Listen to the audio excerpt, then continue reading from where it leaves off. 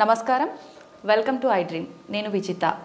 ప్రస్తుతం మనతో పాటు ఉన్నారు ఇస్కాన్ టెంపుల్ నుంచి ప్రణవానంద ప్రభుజీ గారు.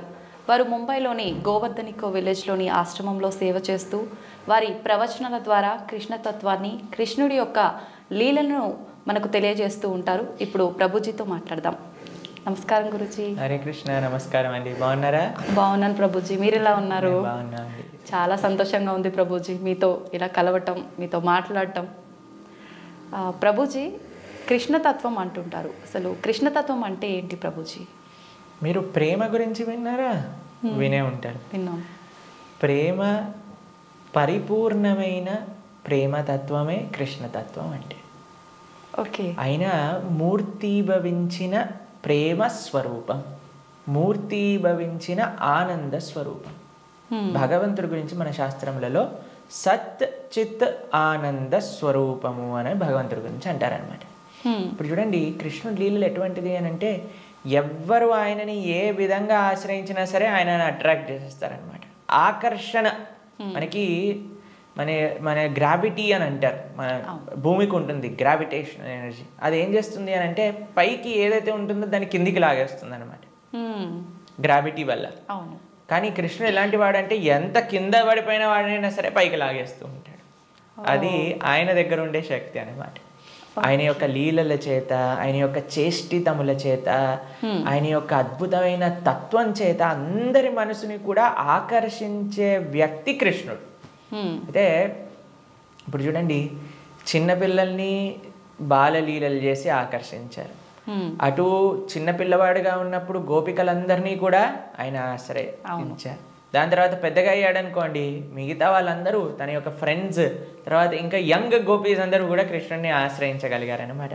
దాని తర్వాత కంసాదులందరూ కూడా కోపంతో అయినా సరే నిరంతరం కృష్ణుడి గురించే ఆలోచిస్తూ ఉండేవారు, కృష్ణుడితో గురించి ఆలోచిస్తూ ఉండేవారు. మిగతా భక్తులు, నారదాది భక్తులందరూ కూడా ప్రేమతో కృష్ణుడిని ఆశ్రయించారు. అర్జునుడు లాంటి వాళ్ళు ఫ్రెండ్షిప్తో కృష్ణుడిని ఆశ్రయించారు. కాబట్టి ఏ విధంగా చూసినా సరే అందరినీ కూడా తన యొక్క మ్యాజిక్లో పెట్టేసేవాడు అనమాట కృష్ణుడు అని అంటే. కృష్ణతత్వం మనకి అన్నిటికంటే పరిపూర్ణమైన తత్వము అని చెప్తారు భగవద్ అవతారములలో.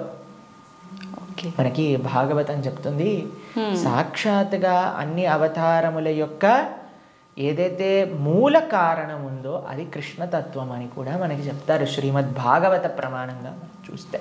ఓకే. అయితే స్వామి అద్భుతమైన ప్రేమ, ధర్మము, ఆనందము వీటన్నిటితో కూడుకున్న తత్వమే కృష్ణతత్వం అన్నమాట. ఓకే. అయితే ప్రభుజీ, హిందువులు కృష్ణుణ్ణి అసలు ఎందుకు పూజించాలి ప్రభుజీ? హిందువు అని అంటేనే రామకృష్ణాదులందరినీ కూడా ఆరాధన చేసేవారే.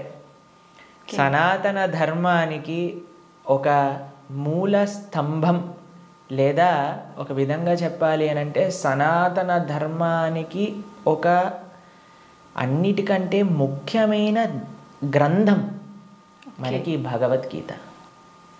కృష్ణుడిని గీతాచార్యుడు అని అంటారు. కృష్ణం వందే జగత్ గురు. మనందరికీ గురువు ఎవరు అని అంటే అది శ్రీకృష్ణుడే. గీత ద్వారా అసలు హిందువు అని అంటే ఏంటి, సనాతన ధర్మానికి చెందినవారు అని అంటే ఏంటో తెలుసా అండి?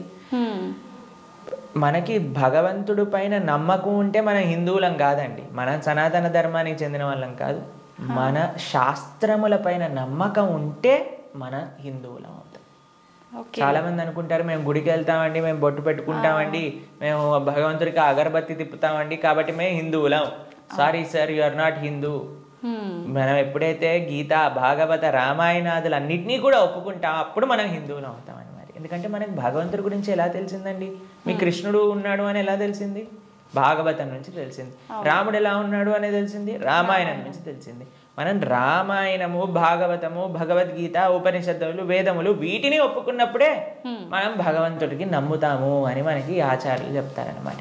కాబట్టి ఆస్తికత అని అంటే గ్రంథములపైన నమ్మకం పెట్టడం, మన శాస్త్రములపైన నమ్మకం పెట్టడం, మన ఆచార్యులపైన నమ్మకం పెట్టడం. కాబట్టి మనందరికీ ఎవరైతే కృష్ణుడు భగవద్గీతలో ఒక విషయం చెప్తారు, ఏంటో తెలుసా అండి? అహం బీజ ప్రదాపిత అని అంటారు. మనందరికీ తండ్రి ఆయనే. మనందరం కూడా మమై వాంసో జీవలోకే జీవభూత సనాతన అని అంటారు గీతలో. మనందరం కూడా కృష్ణుడి యొక్క అంశములు, చిన్న tiny part and parcels of Krishna అని అంటారు. అంటే మీకు ఎక్స్ప్లెయిన్ చేయాలి అని అంటే, ఒక పెద్ద బంగారపు ముద్ద ఉందనుకోండి, 1 kg బంగారపు ముద్ద ఉంది, మీకు ఒక ఉంగరం చేయించుకోవాలి అని అందనుకోండి, దాంట్లో కొద్ది బంగారం తీసి మనం ఉంగరం చేయిస్తాం. కృష్ణుడు ఆ బంగారపు ముద్ద లాంటి వారు అనమాట, మనమేమో చిన్న చిన్న ఉంగరం లాంటి వాళ్ళం అనమాట. కాబట్టి మనకి కృష్ణుడికి ఉండే సంబంధం ఏంటి అని అంటే, జీవేర స్వరూపహోయ్ కృష్ణేర నిత్యదాస్, మనందరం భగవంతుడి యొక్క దాసులం, భగవంతుడికి సేవకులం అనమాట. కాబట్టి ఆయన సేవ చేయకపోతే ఇంకా మనిషే కాదు కదండి. దుర్లభో మానుషో దేహో తదపి దుర్లభమర్థతం మనుష్యత్వం ముముక్షత్వం వైకుంఠ ప్రియదర్శనం. ఈ మానవ జన్మ లభించిందే భగవంతుని తెలుసుకోవడానికి. కాబట్టి ఆ భగవంతుడి ఆరాధన అనేది ప్రతి ఒక్కరూ తప్పకుండా చేయాలి. మన సనాతన ధర్మంలో కృష్ణ రామ ఆ యొక్క సేవ, వాళ్ళ యొక్క తత్వాలను మనం శ్రవణం చేయటం, వాళ్ళకి సేవ చేయటం అనేది చాలా ముఖ్యం. కాబట్టి ప్రతి ఒక్కళ్ళు కూడా చక్కగా కృష్ణుని ఆశ్రయించాలి, కృష్ణుడి యొక్క భక్తి చేయాలి. ఓకే, అయితే ప్రభుజీ, కృష్ణుడిని ఆరాధించాలంటే కృష్ణుడి విగ్రహం అనేది మనం ఇంట్లో పెట్టుకొని ఆరాధించాల్సి ఉంటుందా గురూజీ? అసలు ఎందుకు పెట్టుకోవాలి కృష్ణుడి విగ్రహాన్ని? కృష్ణుడి యొక్క విగ్రహం ఎందుకు పెట్టుకోవాలి అని అంటే, మనం మీకు ఒక విషయం చెప్తానండి. మీకు చాలా ప్రేమ ఉన్ని వ్యక్తిలోని ఎవరైనా ఉన్నారనుకోండి, మీరు ఏం చేస్తారు? మా కాలేజ్లో మేము ఇంజనీరింగ్ చదువుకునేటప్పుడు చూసేవాళ్ళం అనమాట. ఎవరికైనా గర్ల్ ఫ్రెండ్ బాయ్ ఫ్రెండ్ ఉన్నారనుకోండి, వాళ్ళు ఏం చేస్తారు తెలుసా? స్క్రీన్స్ ఎవరిపైన వాళ్ళు ఫోటో పెట్టుకునేవారు అనమాట. అదే అడుగుని, అరే వీళ్ళెవరు అంటే, వీళ్ళు నా గర్ల్ ఫ్రెండ్, వీళ్ళ బాయ్ ఫ్రెండ్ అని చెప్తూ ఉండేవారు. తర్వాత మేము ఎప్పుడైనా వాళ్ళకి రూమ్కి వెళ్ళాం అనుకోండి, రూమ్లో కూడా వాళ్ళ ఫోటోలు ఉండేవి. దాని తర్వాత ఎక్కడ పర్సులో చూసానుకో, పర్సులో కూడా వాళ్ళ ఫోటో ఉండే.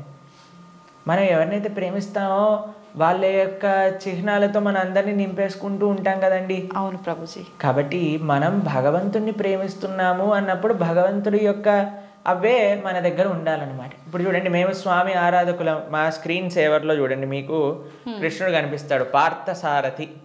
ఇక్కడ లోపల తీసిన మా ఆచార్యులు కనిపిస్తారు. కాబట్టి ఎక్కడ ఉన్నా సరే కృష్ణుడితో మనం నింపేసుకుంటాం అనమాట. కృష్ణుడు మనకి ఎల్లప్పుడూ గుర్తుండాలి. చాలామంది అంటారు, ప్రభుజీ మాకు కృష్ణుడు గుర్తు రావాలి, రోజంతా మేము కృష్ణ స్మరణలో ఉండాలి అని అంటే, భగవంతుడి యొక్క నామం జపం చేయటం, భగవంతుడిని ఆరాధన చేయటం అనేది చాలా ముఖ్యం. ఓకే. కాబట్టి ప్రతి ఒక్కళ్ళు చాలామంది భయపడిపోతూ ఉంటారు, ప్రభుజీ ఇంట్లో విగ్రహం పెడితే ఆయనకి 3 పూట్ల నైవేద్యం పెట్టాలా అంటే, మరి స్వామి మనకి తినడానికి తిండి ఇచ్చింది, మీకు శరీరం ఇచ్చింది, పీల్చడానికి గాలి ఇచ్చింది, చూడడానికి కన్నులు ఇచ్చింది, శక్తినిచ్చింది, మనసునిచ్చిందేమో ఆయనకు పెట్టడానికి మనకి పెద్ద బాధ. ఆయన నుంచి అన్ని వాడుకోవడానికైతే అప్పుడేం అడగట్లేదు, ప్రభుజీ మేము ఇంత వాడేసుకుంటున్నాం కృష్ణుడి దగ్గర నుంచి అని ఎవరు అడగాల్సిన అవసరం లేదు. కానీ కృష్ణుడికి ఇచ్చేటప్పుడు మాత్రం 3 పూటలా పెట్టాలా అండి నైవేద్యము అని అడుగుతారు. నిజంగా అలా పెడితేనే కృష్ణ పరమాత్ముడు మనందరినీ అనుగ్రహిస్తాడా ప్రభుజీ? మీరు ఒక్క విషయం చెప్తానండి. మీ ఇంటికి ఒక గెస్ట్ని తీసుకొచ్చారు, ప్రభుజీ గెస్ట్కి 3 పూట్ల పెడితేనేనా అండి ఆయన పట్ల ప్రేమ ఉన్నట్టు? ఆయన ఉపవాసం ఉంటే నాకేముందండి, ఆయన వచ్చి అక్కడ ఉన్నాడు, ఆయనంతా ఆయన ఉంటాడు, ఆయనకి ఏదైనా ఆకలేస్తూ వండుకొని తినమనండి అని అంటారండి గెస్ట్ని ఎవరినైనా? లేదు ప్రభుజీ. రాగానే మీరు ఇప్పుడు నేను రాగానే నన్ను టీ తాగుతారా కాఫీ తాగుతారా అని అడిగారా? అవును ప్రభుజీ. మరి అడగకుండా పర్వాలేదులే ఈయన వచ్చాడు కదా, ఈయన ఇష్టం ఉన్నట్టు ఈయనని కూర్చొని, ఈయననే మైక్ సెట్టింగ్ చేసుకొని, ఈయననే షూటింగ్ చేసుకొని వెళ్ళిపోని ఇవ్వండి అంటారా? లేదు ప్రభుజీ. కాబట్టి మనం ప్రేమతో భగవంతుని పిలిచినప్పుడు, భగవంతుడు వచ్చినప్పుడు ఆయనకి సేవ చేసే బాధ్యత కదండి మనకి. అవును. ఆయనకేం కావాలని కాదు, కానీ మనకు ఆయన పట్ల ఉండే ప్రేమను వ్యక్త చేసుకోవడానికి మనం సేవ చేసుకోవాలి. ఇప్పుడు ఆయనకి రావాల్సిన అవసరం ఏముందండి? మీరు ఇందాక అన్నారు, ప్రభుజీ మీరు వచ్చినందుకు చాలా సంతోషమైంది అని. కాబట్టి మనము మనలాంటి ఏదో చిన్న వ్యక్తి ఒకళ్ళ దగ్గరికి వెళ్తేనే మనం సంతోషపడుతున్నామే, అఖిలాండ కోటి బ్రహ్మాండ నాయకుడు మన ఇంటికి వచ్చాడు ఒక విగ్రహ రూపంలో మన సేవ స్వీకరించడానికి అని అంటే ఎంత ఆనందంతో మనం స్వామిని స్వీకరించాలి చెప్పండి, ఎంత విశేషంగా స్వామిని ప్రేమించాలి చెప్పండి. అవును ప్రభుజీ. మన ఇంట్లో భగవంతుడు అంటే ఒక వ్యక్తి, ఆయన మన దగ్గరకు వచ్చారు, మనం పిలిచి నమ్మకంతో వస్తే అక్కడ ఉంటాడు. కృష్ణ అనగానే స్వామి అక్కడ ఉన్నారు. ఇప్పుడు మనం ఏం చేస్తాం, భగవంతుడి యొక్క పూజ అంటే పెద్ద ఏదో వీళ్ళు అనుకుంటారు ఒక ఎక్స్ట్రా బాధ్యత మా తలపైన వేసేస్తారని. కాదండి, ఈజీ. ఇప్పుడు నేను వచ్చాక మీరేమన్నారు, రండి కూర్చోండి, నీళ్లు తాగుతారా, ఏదన్నా తీసుకుంటారా, అంతే భగవంతుడి ఆరాధన. స్వామి వచ్చావా, తర్వాత కూర్చోబెట్టడం, ఆసనం సమర్పణ చేయటం, తర్వాత అర్ఘ్య పాద్య ఆచమనీయాదులు ఇవ్వటం. తర్వాత మీరు ఇంటికి గెస్ట్ వచ్చారనుకోండి, అయ్యా వాష్రూమ్ యూజ్ చేస్తారా, స్నానం చేసి రండి, ఫ్రెష్ అప్ అవ్వండి అంటారు కదా. స్వామికి స్నానం చేయించటం. దాని తర్వాత ఏం చేస్తారు, చక్కగా వస్త్రాలు ఇస్తారు, టవల్ ఇస్తారు, చూసుకోవడానికి వస్త్రాలు వేస్తారు. అయ్యా హాయిగా కూర్చోండి, మీకు భోజనం తయారు చేసి వచ్చాం, చక్కగా రండి, టిఫిన్ చేయండి, భోజనం చేయండి అని చెప్తాం. భగవంతుడికి నైవేద్యం పెట్టడం, అంతే పూజ అంటే. ఇంట్లో కంగారు పడిపోయి అయ్యా మా ఇంట్లో కృష్ణుని తెచ్చుకుంటే మేము ఏమేం చెయ్యాలి, మా సమయం అంతా పోతుందా. ఎంత చేశామని కృష్ణుడు చూడడు, ప్రేమతో చేశామా లేదా. పత్రం పుష్పం ఫలం తోయం యోమే భక్తా ప్రయచ్చతి. భక్తితో కానీ మనం పెడితే అది స్వామి తప్పకుండా స్వీకరిస్తారు.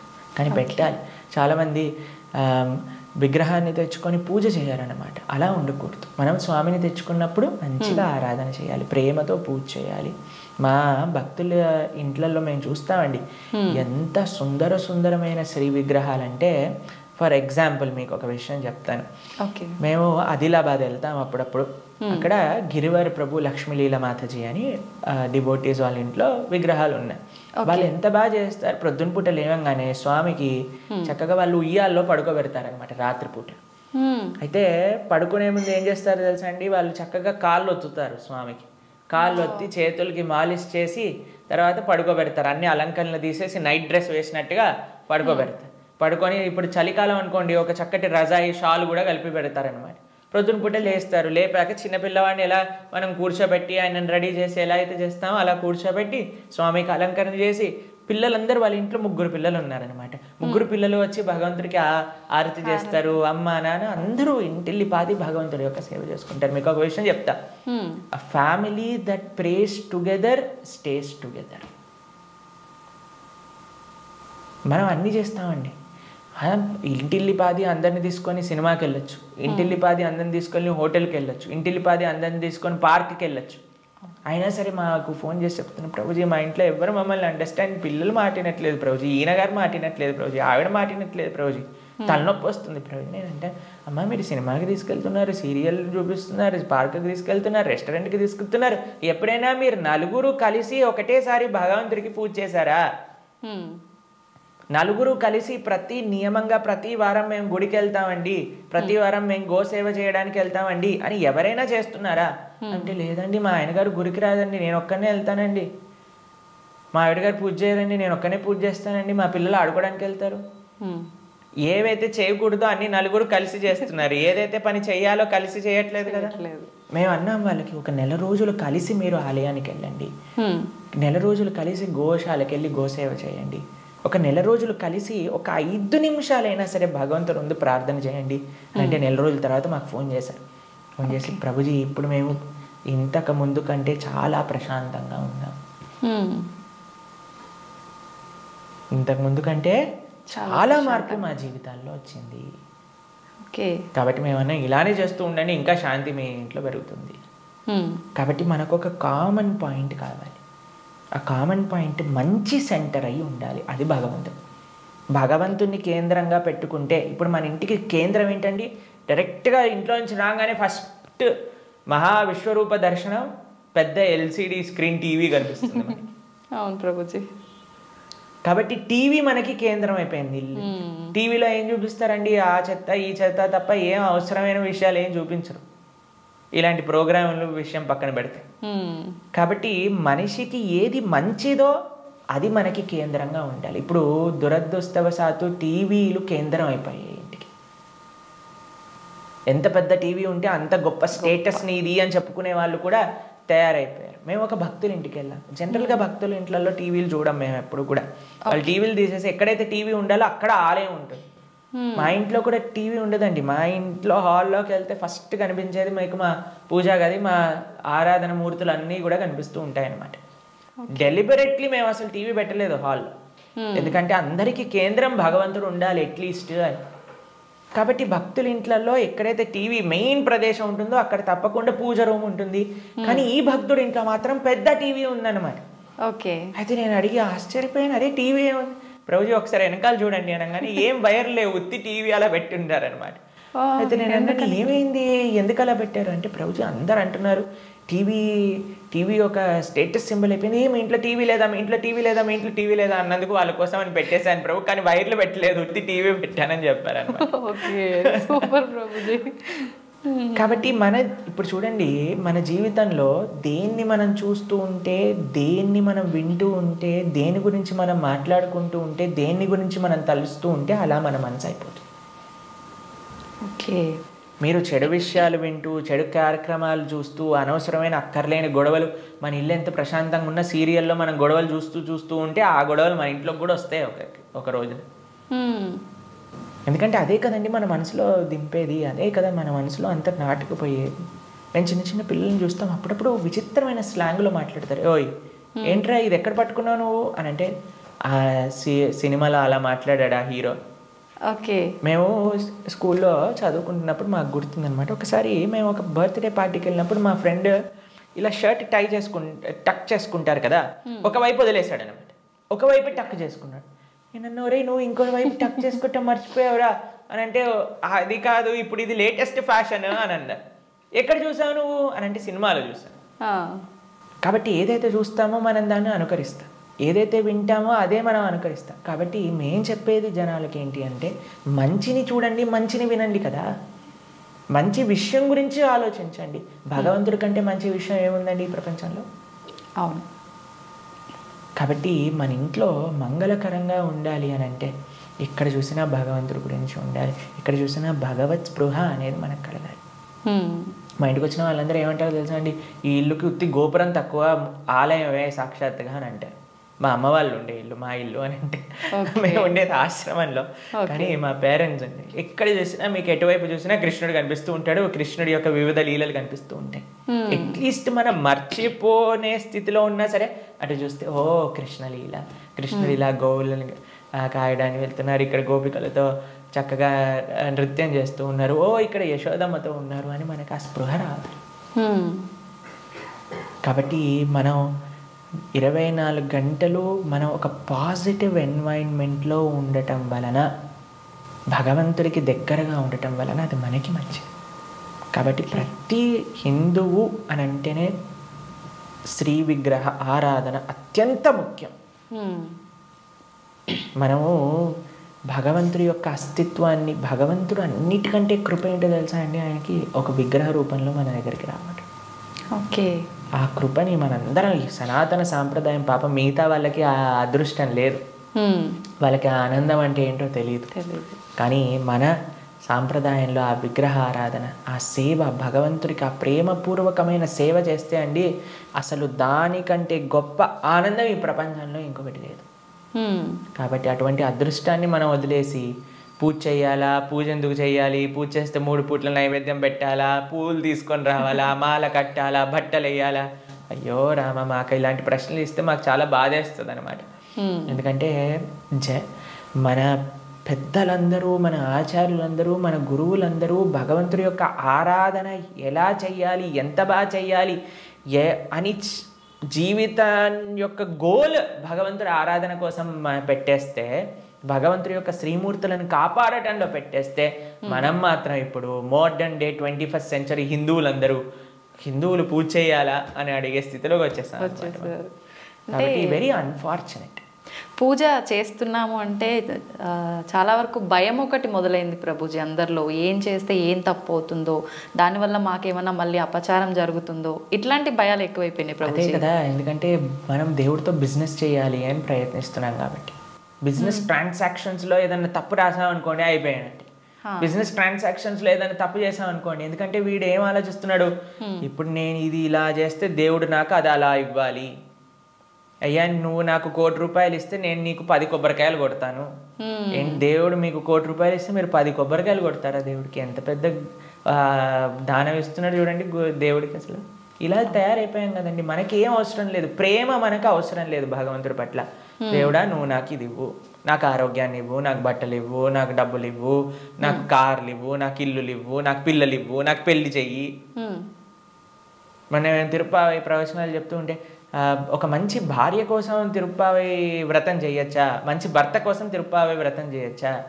ప్రతిదీ కూడా మనం మన కోరికలు తీర్చుకోవడానికి భగవంతుని వాడుకుంటున్నాం. ఆయన ఏటీఎం మషిన్ లాగా కార్డు పెట్టామా, డబ్బులు తీసుకున్నా, దాని తర్వాత వదిలేసాం అంతే. కాబట్టి భగవంతుడు అంటే మనకి సేవ చేయడానికి వచ్చినవాడు కాదండి. భగవంతుడు అంటే మనం ఆయన సేవ చేయాలి, ఆయనను మనం ఆశ్రయించాలి, ఆయనను మనం సేవించాలి. ఇప్పుడు మీకు ఒక విషయం చెప్తానండి. ఒక చిన్న పిల్లవాడు ఉన్నాడు, తల్లి ఇలా ఎత్తుకుంది. మేము చిన్నప్పుడు చూస్తాం, మేము కూడా చేసే ఉంటాం. అప్పుడప్పుడు అమ్మ జుట్టు పట్టుకొని ఇలా పీకుతారు చూసారా, పిల్లలు ఇలా పట్టుకొని ఇలా పీకేస్తుంటే అమ్మ అంటుంది ఓ ఇలా ఇలా తీసేసి ఓ మా కన్నా మా బంగారు కొండ అని అంటుంది. అంతేగాని నా జుట్టు పీకినందుకు లాగా ఒకటి పీకి పెడుతుందా పిల్లవాడిని? లేదు ప్రభుజీ. ఎందుకంటారండి? పిల్లల్ని గారాబం చేస్తుంటారు ముద్దుగా, అంటే తెలిసి తెలియని వయసు ప్రేమ. పాపం వాడికి ఏం తెలుసండి జుట్టు పీకితే నొప్పేస్తుంది మా అమ్మకి అని. కానీ తల్లికి ఆ పిల్లవాడి పైన ప్రేమ అంటే ఏమనిపించదు. అవును, అంతేనా? కొన్నిసార్లు పిల్లలు చూసారా మూత్రం పోసేస్తూ ఉంటారు, ఆ తాతగారు ఎత్తుకున్నప్పుడు అమ్మమ్మ ఎత్తుకున్నప్పుడు ఏమని అంటారా అండి? తీసి పిల్లవాడిని ఇలా పడేస్తారా పాట అని? ఇంకా హ్యాపీగా ఫీల్ అవుతారు. ఎంత ఒకళ్ళని చూసానమాట మేము, ఓ మా పిల్లవాడు మా మనవాడు మూత్రం పోసాడే అని ఎగిలిపోతున్నాడు ఆయన. ఎందుకు? ప్రేమ ఉంది కాబట్టి భగవంతుడు ప్రేమైకమూర్తి. అందుకే కృష్ణుడి గురించి ఏమన్నాం మనం? ప్రేమ స్వరూపం. ఆయనని మాత్రం మనకి తెలియగా, అయ్యా నా భక్తిమాన్, నాకు భక్తి లేదండి, నాకు మంత్రాలు తెలియదు, నాకు నీ పైన అంత ప్రేమ లేదు స్వామి, నాకు తెలిసింది మా గురువులు చెప్పిన విధంగా నీకు పూజ చేస్తున్నా, నువ్వే అన్నిటినీ కాపాడుకో, నువ్వే ఇది ఆరాధన పూర్తి చెయ్యి అని ప్రేమతో చేస్తే స్వామి ఎందుకు అలా చేయడండి? ఎలా చేసినా సరే స్వామి స్వీకరిస్తా. ప్రేమ ఉండాలి. కానీ మనకి ప్రేమ అవసరం లేదు, భగవంతుడు అవసరం లేదు. అయ్యా నువ్వు నాకు ఈ కోరిక తీర్చేసే, ఇదే నాకు నీతో ఉండే సంబంధం, ఇంతే. కాబట్టి ఆధ్యాత్మికవేత్తలు కూడా చేసే అన్నిటికంటే పెద్ద పొరపాటు ఏంటంటే భగవంతుణ్ణి కేవలం భౌతిక కోరికల కోసం ఆశ్రయించాలి అని చెప్పటం అన్నిటికంటే పెద్ద అపరాధం. కాబట్టి ఎప్పుడూ అలా చేయకూడదు. స్వామిని ప్రేమతో ఒక తండ్రిలా, ఒక పిల్లవాడిలా, లేదా ఒక స్వామిలా మనం ఆరాధన చేయాలి. కాబట్టి దాంట్లో ఎప్పుడు తప్పు ఉండదండి. ప్రభుజీ, సాధారణ భక్తులు ఆ రకంగా కృష్ణ భగవాను పూజించిన సేవ చేసుకున్నా కూడా వస్తాడా ప్రభుజీ భగవానుడు? ప్రేమతో పిలిస్తే వస్తారు, ఎవరు పిలిచినా వస్తారు, ఎవ్వరు పిలిచినా ఆయన వస్తారు. వ్యాధశ్చాచరణం ధ్రువస్య వయః విద్యా గజేంద్రస్య కా కుబ్జాయాం కిము నామ రూపమధికం కిం తత్సుధామోదనం వంశక్కో విదురస్య యాదవపతేరుగ్రస్య కిం పౌరుషం భక్త్యా తుష్టతి నహి గుణైర్భక్తి ప్రియో మాధవ. ఒక 5 ఏళ్ల పిల్లవాడు ధ్రువుడు పిలిచాడు, రాలేదా అండి భగవంతుడు? ఒక ఏనుగు పిలిచింది, గజేంద్రుడు వచ్చాడా లేదా? ఒక కుబ్జ అనే ఒక కురూపి స్త్రీ పిలిచింది, స్వామి కృపనిచ్చేశాడు కదా. ఉగ్రసేన మహారాజు, సుధామ, ఆయన పాపం డబ్బులే లేవు. కృష్ణుడు ఏ కులాన్ని చూసో, లేదా జ్ఞానాన్ని చూసో, లేదా డబ్బుల్ని చూసో, అందాన్ని చూసో, వయస్సుని చూసో, యోగ్యతని చూసో రాడండి. భక్త్యా తుష్టతి నహి గుణైర్భక్తి ప్రియో మాధవ. కృష్ణుడున్నాడు, స్వామి పలుకుతాడు అనే నమ్మకంతో ఎవరైతే పిలుస్తారో, ఇప్పుడు ఎవరైనా ఆ శ్రీ భగవంతుడి యొక్క విగ్రహాన్ని చూసి ఇది బొమ్మ అనుకుంటే బొమ్మలానే ఉంటాడండి. ఇది మట్టితో చేశారా అంటే మట్టే ఉంటాడు. స్వామి ఉన్నాడు అని నమ్మితే ఎక్కడైనా భగవంతుడు ఉంటాడు. ఎవరైనా చెప్పారనుకోండి, అరే ఈ మట్టి విగ్రహంలో భగవంతుడు రావటం అపరాధం అని అంటే వాడికి భగవత్ తత్వం గురించే తెలియదు. మీకు ప్రేమ ఉందనుకోండి, ఎక్కడ పిలిచినా ఒక వ్యక్తి వస్తారు. అవునా కాదా చెప్ప? అవును ప్రభుజీ. మేము ఒక ప్రోగ్రామ్కి వెళ్ళామండి. అయితే వాళ్ళు అన్నారు, ప్రభుజీ మా ఈ చిన్న ప్రోగ్రామ్కి వస్తారని మేము అనుకోలేదు ప్రభుజీ, కానీ పిలవంగానే మీరు వచ్చారు. ఒక చిన్న వ్యక్తినండి, ఒక ఇన్సిగ్నిఫికెంట్ పర్సెంట్ లైక్ మీ ఒక దగ్గరికి వెళ్తే వాళ్ళు ఎంత ఆనందపడ్డారు. అరే మా ప్రదేశానికి కూడా వస్తారా, మా ఇంటికి వస్తారా ప్రభుజీ అని ఆనందపడ్డారు. అదే ప్రేమతో పిలిస్తే భగవంతుడు రాడు ఈ వస్తువులోకి అని చెప్తే అసలు భగవంతుడు ప్రేమ ఉన్నట్టేనా? అసలు ఆయనకు భగవంతుడి గురించి తెలిసినట్టేనా? కాబట్టి ఎవరైతే విగ్రహారాధన దూషిస్తారో most unfortunate and most ignorant people in the entire creation. మా స్వామికి మనం అంటే ప్రేమ, మనందరం అంటే ప్రేమ, కాబట్టి మనం ఎక్కడికి పిలిచినా ఆయన వస్తారు. కాబట్టి ఆ ప్రేమ ఎవరు పిలుస్తారు అని కాదండి, ఎవ్వరు పిలిచినా సరే ప్రేమతో నమ్మకంతో కృష్ణుడు ఉన్నాడు. ద్రౌపదీదేవి పిలిచినప్పుడు రాలేదా అండి? ఏమైనా చూసుకున్నాడు ఆయన? యోగ్యతలు ఏం చూసుకోలేదే. ఎవ్వరు పిలిచినా ఆయన వస్తారు అన్నమాట. ఆయన రెడీగా ఉంటారు. ఆయన ఇలా ఉంటాడు, రెడీ టు జంప్ అన్నట్టుగా. ఎవరు పిలుస్తారు, ఎవరి దగ్గరికి వెళ్ళాలి అని. కానీ మనం ఏం చేస్తామండి, మన సంరక్షణ మనం చూస్తాం. అయ్యా నేను ఎలా నన్ను కాపాడుకోవాలి అని చూసుకుంటాం. కాబట్టి ఆయన హ్యాపీగా అక్కడ ఉంటారు. అయ్యా నాదేం బాధ్యత కాదు స్వామి, నీదే తండ్రి అని మనం చేతులు ఎత్తేసాం అనుకోండి, ఆయన మనల్ని కాపాడు. ఓకే ప్రభుజీ, కృష్ణ భగవానుని అవతార పరిసమాప్తి ఎలా జరిగింది ప్రభుజీ?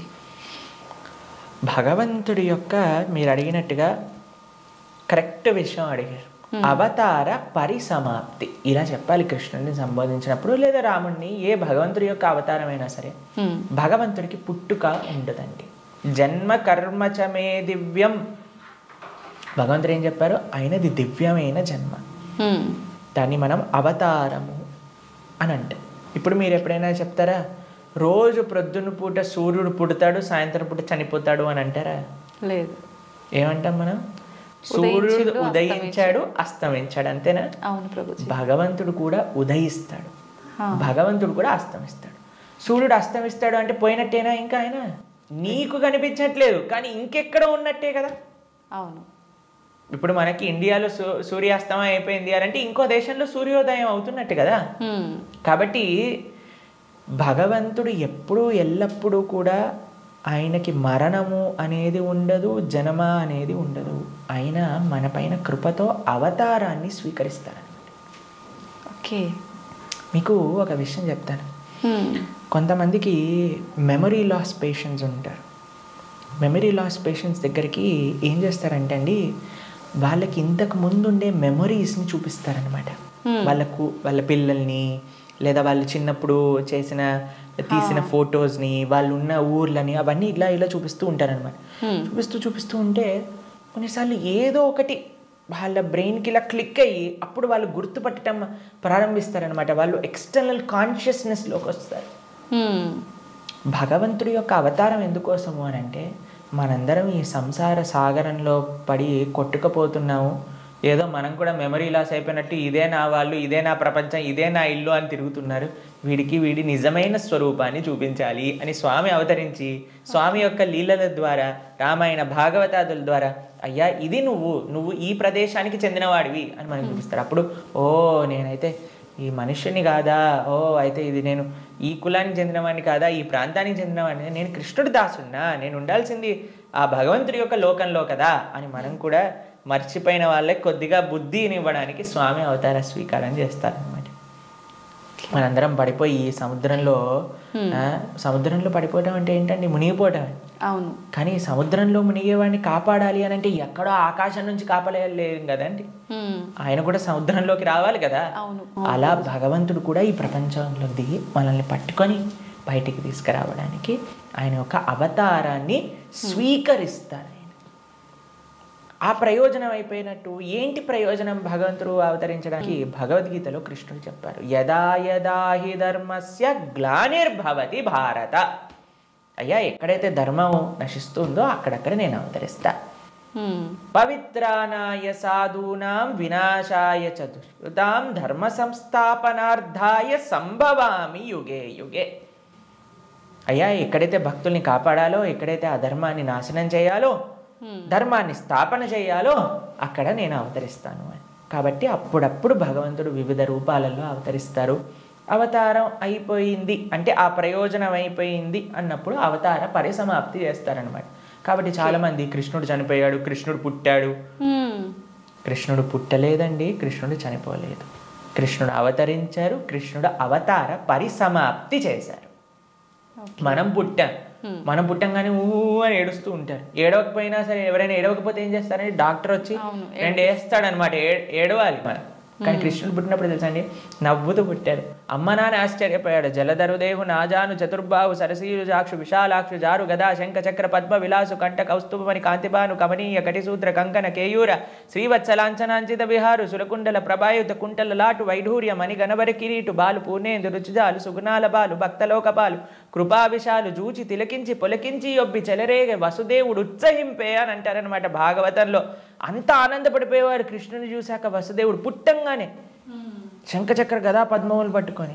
వసుదేవుడు అంతా ఆనందపడ్డారనమాట కృష్ణుడు అవతరించినప్పుడు. ఎప్పుడైనా మీరు చూసారండి పిల్లవాడు పుట్టినప్పుడు నాన్న అమ్మ బాగున్నారా మీరు అని అడగటం?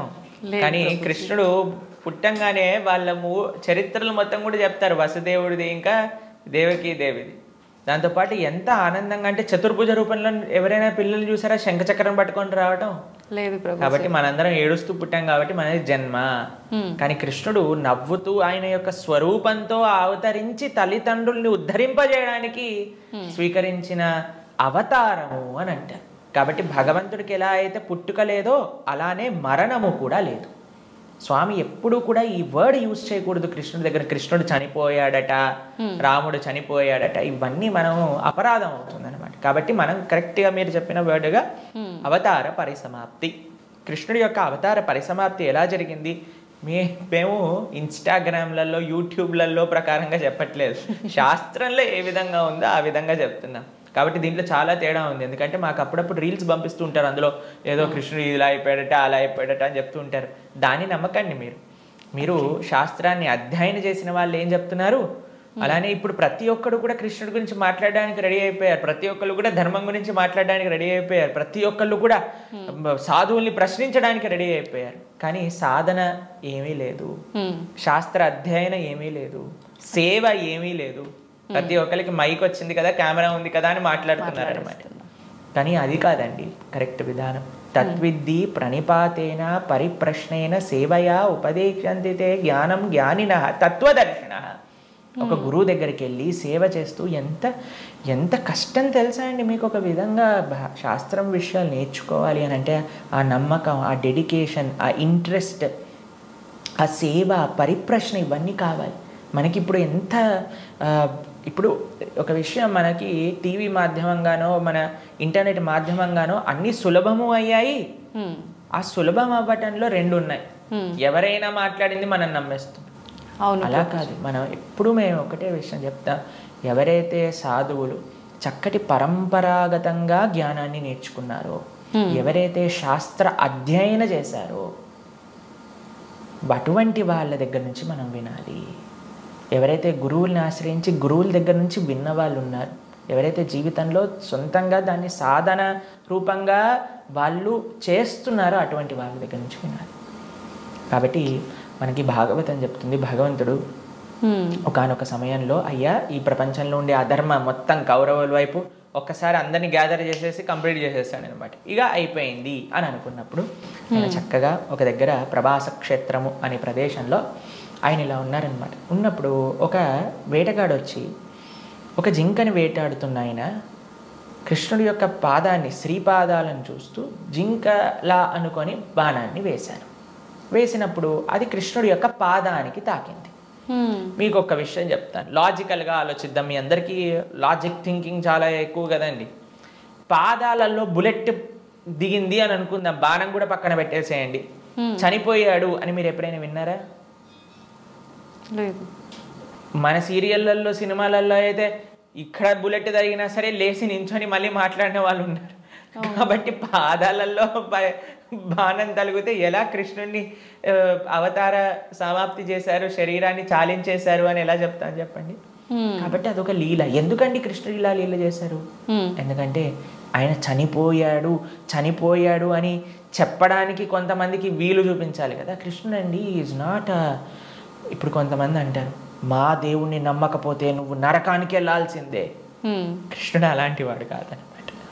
కాబట్టి అయ్యా నువ్వు నన్ను నమ్ముకో, నేను నీకు కావాల్సినంత శ్రద్ధ, విశ్వాసం, భక్తిని ఇస్తాను. నువ్వు నన్ను నమ్మకు, నీకు కావాల్సినన్ని రీజన్స్ ఇస్తాను నన్ను నమ్మకపోవడానికి. కాబట్టి అటువంటి వాళ్ళకు ఒక రీజన్ ఇవ్వడానికి అనమాట.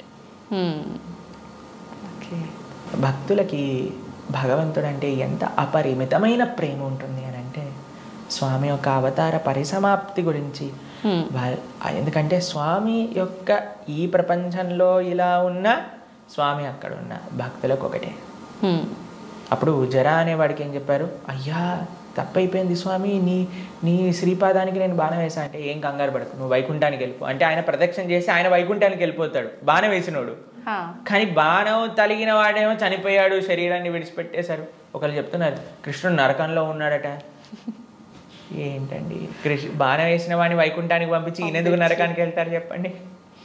కాబట్టి భాగవతం ఏం చెప్తుంది అని అంటే ఆయన కృష్ణుడు అలానే నవ్వుతూ అందరూ దేవతలందరూ కూడా వాళ్ళ వాహనాలలో ఆకాశాన్ని మొత్తంలో కూర్చొని అయ్యా మా కోసం నువ్వు అవతరించావు, ఇంతమంది దుష్టుల్ని సంహరించావు అని పుష్పవృష్టి కురిపిస్తుండగా స్వశరీరంతో, అలాని శరీరం వదిలేసి కృష్ణుడు ఆత్మ వెళ్ళిపోయింది. కృష్ణుడికి ఆత్మ మనలాగా శరీరం వేరు వేరు కాదు, ఆయన సచ్చిదానంద స్వరూపం. మొత్తం ఆయనకి ఆత్మ వేరు, శరీరం వేరు, హార్ట్ వేరు అలా ఉండదండి. స్వామి ఒకటే ఒక అద్భుతమైన స్వరూపం అనమాట. ఆ స్వశరీరంతో ఆయన యొక్క నిత్యధామానికి వెళ్ళిపోయారు. శ్రీ వైకుంఠం గోలోకానికి ఆయన చేరుకున్నారనమాట. కాబట్టి ఆయన అవతరిస్తారు, అవతార పరిసమాప్తి చేస్తారు. Appears and disappears. అది భగవతత్వం. ప్రభుజీ, కృష్ణ భక్తుల్ని ఏమంటారు గురూజీ, ఏమని పిలుస్తారు? భగవంతుణ్ణి ఆశ్రయించిన వాళ్ళని, కృష్ణుని విష్ణువుని ఆశ్రయించిన వాళ్ళని వైష్ణవులు అని పిలుస్తారనమాట.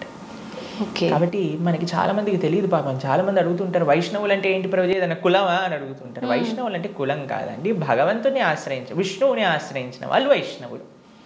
కాబట్టి కృష్ణ భక్తులను ఎక్స్క్లూజివ్గా భగవంతున్నే శరణాగతి చేసిన వాళ్ళని వైష్ణవులు, శరణాగతులు అని అంటారనమాట. ప్రపన్నులు అని అంటారు, ముముక్షువులు అని అంటారు. కాబట్టి మనం భగవంతుని ఆశ్రయించిన వాళ్ళని వైష్ణవులు, కృష్ణ భక్తులు అని మనం వ్యవహరిస్తూ ఉంటాం అనమాట. స్వామి నీవే తప్ప ఇతప్పరం బెరుగని, స్వామినే ఆశ్రయించి జీవితాన్ని స్వామి కోసమే సమర్పణ చేసి గజేంద్రుడు ప్రార్థన చేశారు కదండి. ఆ విధంగా స్వామికి మాత్రమే స్వామి దివ్య శ్రీచరణాలకు శరణాగతి చేసిన వాళ్ళని వైష్ణవులు అని అంటారు. ఓకే. అయితే ప్రభుజీ, కృష్ణుని ఒక్కొక్కరు ఒక్కొక్క రకంగా పిలుచుకుంటారు. అసలు నిజంగా కృష్ణుని ఏమని పిలుస్తారు గురు? సాంకేత్యం పారిహాసం సోహం హేళనమేవ వా వైకుంఠనామగ్రహణం అశేషాకహరం విదుహు. అయ్యా ప్రభుజీ, మీరు మంటని ముట్టుకుంటే ఏమవుతుంది అని అంటే ఎవరు ఏ విధంగా మంటని ముట్టుకున్నా కాలుతుంది. అలానే కృష్ణుని ఎవరు ఏ విధంగా పిలిచినా సరే వాళ్ళకి ఫలితం వస్తుంది అనమాట. సాంకేత్యం పారిహాసం స్తోహం హేళనమేవ జోగ్గా చూడు హరే కృష్ణ వాడు వెళ్తున్నాడు అన్నా సరే, కృష్ణనామం అన్నాడా వాడికి ఆ ఫలితం దొరుకుతుంది అనమాట. వీళ్ళు హరే కృష్ణ వాళ్ళు పుస్తకాలు డిస్ట్రిబ్యూట్ చేస్తుంటారు రోడ్డు పైన అని కోపంగా అన్నా కృష్ణుడు అని చెప్పాను కదా, పని చేస్తుంది అనమాట. ఏ విధంగా మందు లోపలికి వెళ్ళినా సరే పని చేసినట్టుగా స్వామిని ఎవరు ఏ విధంగా ప్రేమించినా సరే, మనం భగవంతుని ఎలా పిలవాలి అని మీరు అడిగారు కదా, ఎలా పిలిచినా ఫలితం ఇచ్చేవాడి యొక్క నామం అయితే ప్రేమతో పిలిస్తే ఇంకేం జరుగుతుంది చెప్పండి. అసలు ఇంకా మంచి అద్భుతంగా ఆ యొక్క భక్తి, ఆ యొక్క ప్రేమ, విశ్వాసంతో మనం ఎప్పుడైతే ఆ భగవంతుడి యొక్క నామాన్ని తీసుకుంటామో, కలో దోష నిదే రాజన్ అస్తి ఏకోన్ మహాన్ గుణాన్ కీర్తనాతేవ కృష్ణస్య ముక్త సంగ పరం బ్రజేత్. ఈ కలియుగంలో అన్ని దోషాలతో నిండిపోయింది. ఎక్కడ చూసినా సరే అండి, మాకు ఫోన్ చేసిన వాళ్ళందరూ ప్రభుజీ ఈ బాధ, ఆ బాధ, ఈ కష్టం, వాడు అలా చేశాడు, వీడు ఇలా చేశాడు, వీళ్ళు అలా మోసం చేశారు, వాళ్ళు అలా మాట్లాడుతున్నారు, వీళ్ళు ఇలా ఇబ్బంది పెడుతున్నారు, ఇదే అండి. ఎక్కడ చూసినా సరే, న్యూస్ చూసినా, టీవీ చూసినా, ఎక్కడైనా ఇదే కదండి అంతా కూడా. ఇక్కడ ఆ యుద్ధం జరుగుతుంది, ఇక్కడ ఈ యుద్ధం జరుగుతుంది, ఇక్కడ ఈ దొంగతనం అయింది, అక్కడ యాక్సిడెంట్ అయింది. ఎక్కడ చూసినా ఈ ప్రపంచంలో కష్టాలే అట. ఈ కష్టాలతో నిండిపోయిన ఈ ప్రపంచంలో నుంచి బయటపడాలి అని అంటే ఏకైక మార్గం ఏమిటి అని అంటే భగవంతుడి యొక్క నామస్మరణ. కేవలం భగవన్నామస్మరణ మాత్రమే మనల్ని తరింపజేస్తుంది ఈ ప్రపంచంలోంచి. అందుకే కృతేయ ధ్యాయతో విష్ణుం త్రేతాయాం యజతో మకై ద్వాపరే పరిచర్యాయాం కలో తత్హరి కీర్తనం. ఈ కలియుగంలో శాస్త్రం ఇచ్చిన ఒక అద్భుతమైన ఔషధం ఏంటి అని అంటే భగవన్నామ స్మరణ. ప్రేమతో, మనస్సుతో ఆ భగవంతుడి యొక్క నామాన్ని స్మరించాలి. హరే కృష్ణ హరే కృష్ణ కృష్ణ కృష్ణ హరే హరే, హరే రామ రామ రామ హరే హరే. ఇది మహామంత్రం. అందుకే హరిర్నామ హరిర్నామ హరిర్నామైవ కేవలం కలోర్నాస్తైవ నాస్తైవ నాస్తైవ గతిరన్యద అని చెప్పారనమాట శాస్త్రంలో. ఆ భగవంతుడి యొక్క నామస్మరణ తప్ప ఈ కలియుగంలో ఇంకొక మార్గం లేదు తరించడానికి అని కూడా మన శాస్త్రం చెప్తుంది. కాబట్టి ప్రేమతో, భక్తితో, శ్రద్ధతో, విశ్వాసంతో, నమ్మకంతో మనం భగవంతుడి యొక్క నామస్మరణ చేయాలి. ఓకే. అయితే ప్రభుజీ కృష్ణుడి విగ్రహం పెట్టుకుంటుంటారు చాలామంది. అసలు ఎందుకు పెట్టాలి గురూజీ కృష్ణుడి విగ్రహాన్ని? ఇందాక మనం మాట్లాడుకున్నట్టుగా మనకి ఏ వ్యక్తి పైన అయితే ప్రేమ ఉంటుందో ఆ వ్యక్తి యొక్క స్వరూపం మన దగ్గర ఉంటుంది. కాబట్టి మన యొక్క స్వరూపమే భగవంతుడి యొక్క దాసులు. కాబట్టి భగవంతుడిని ఆరాధన చేయాలి. మనం చాలామంది చేసే తప్పు ఏంటంటే స్వామి లేకుండా అమ్మని, అమ్మ లేకుండా స్వామిని ఆరాధన చేస్తూ ఉంటారు. అలా కాదు, మనం రాధాకృష్ణుని ఇరువురిని ఆరాధన చేయాలి. మీరు ఇంట్లో శ్రీ విగ్రహాలను పెట్టుకుంటున్నారు అని అంటే ఆరాధన కూడా తప్పకుండా చేయాలి. భగవంతుడికి నైవేద్యం పెట్టడం, ఆరతి ఇవ్వటం, ఉత్సవాలు జరపటం, అభిషేకాలు చేయటం, వీటన్నింటినీ కూడా చక్కగా చేసుకోవాలి. ఇది ప్రియారిటీగా చేసుకోవాలి. ఇది చేసుకుంటే మీ జీవితంలో ఆనందం వస్తుందండి. మిగతాది ఏది చేసినా ఆనందం రాదు.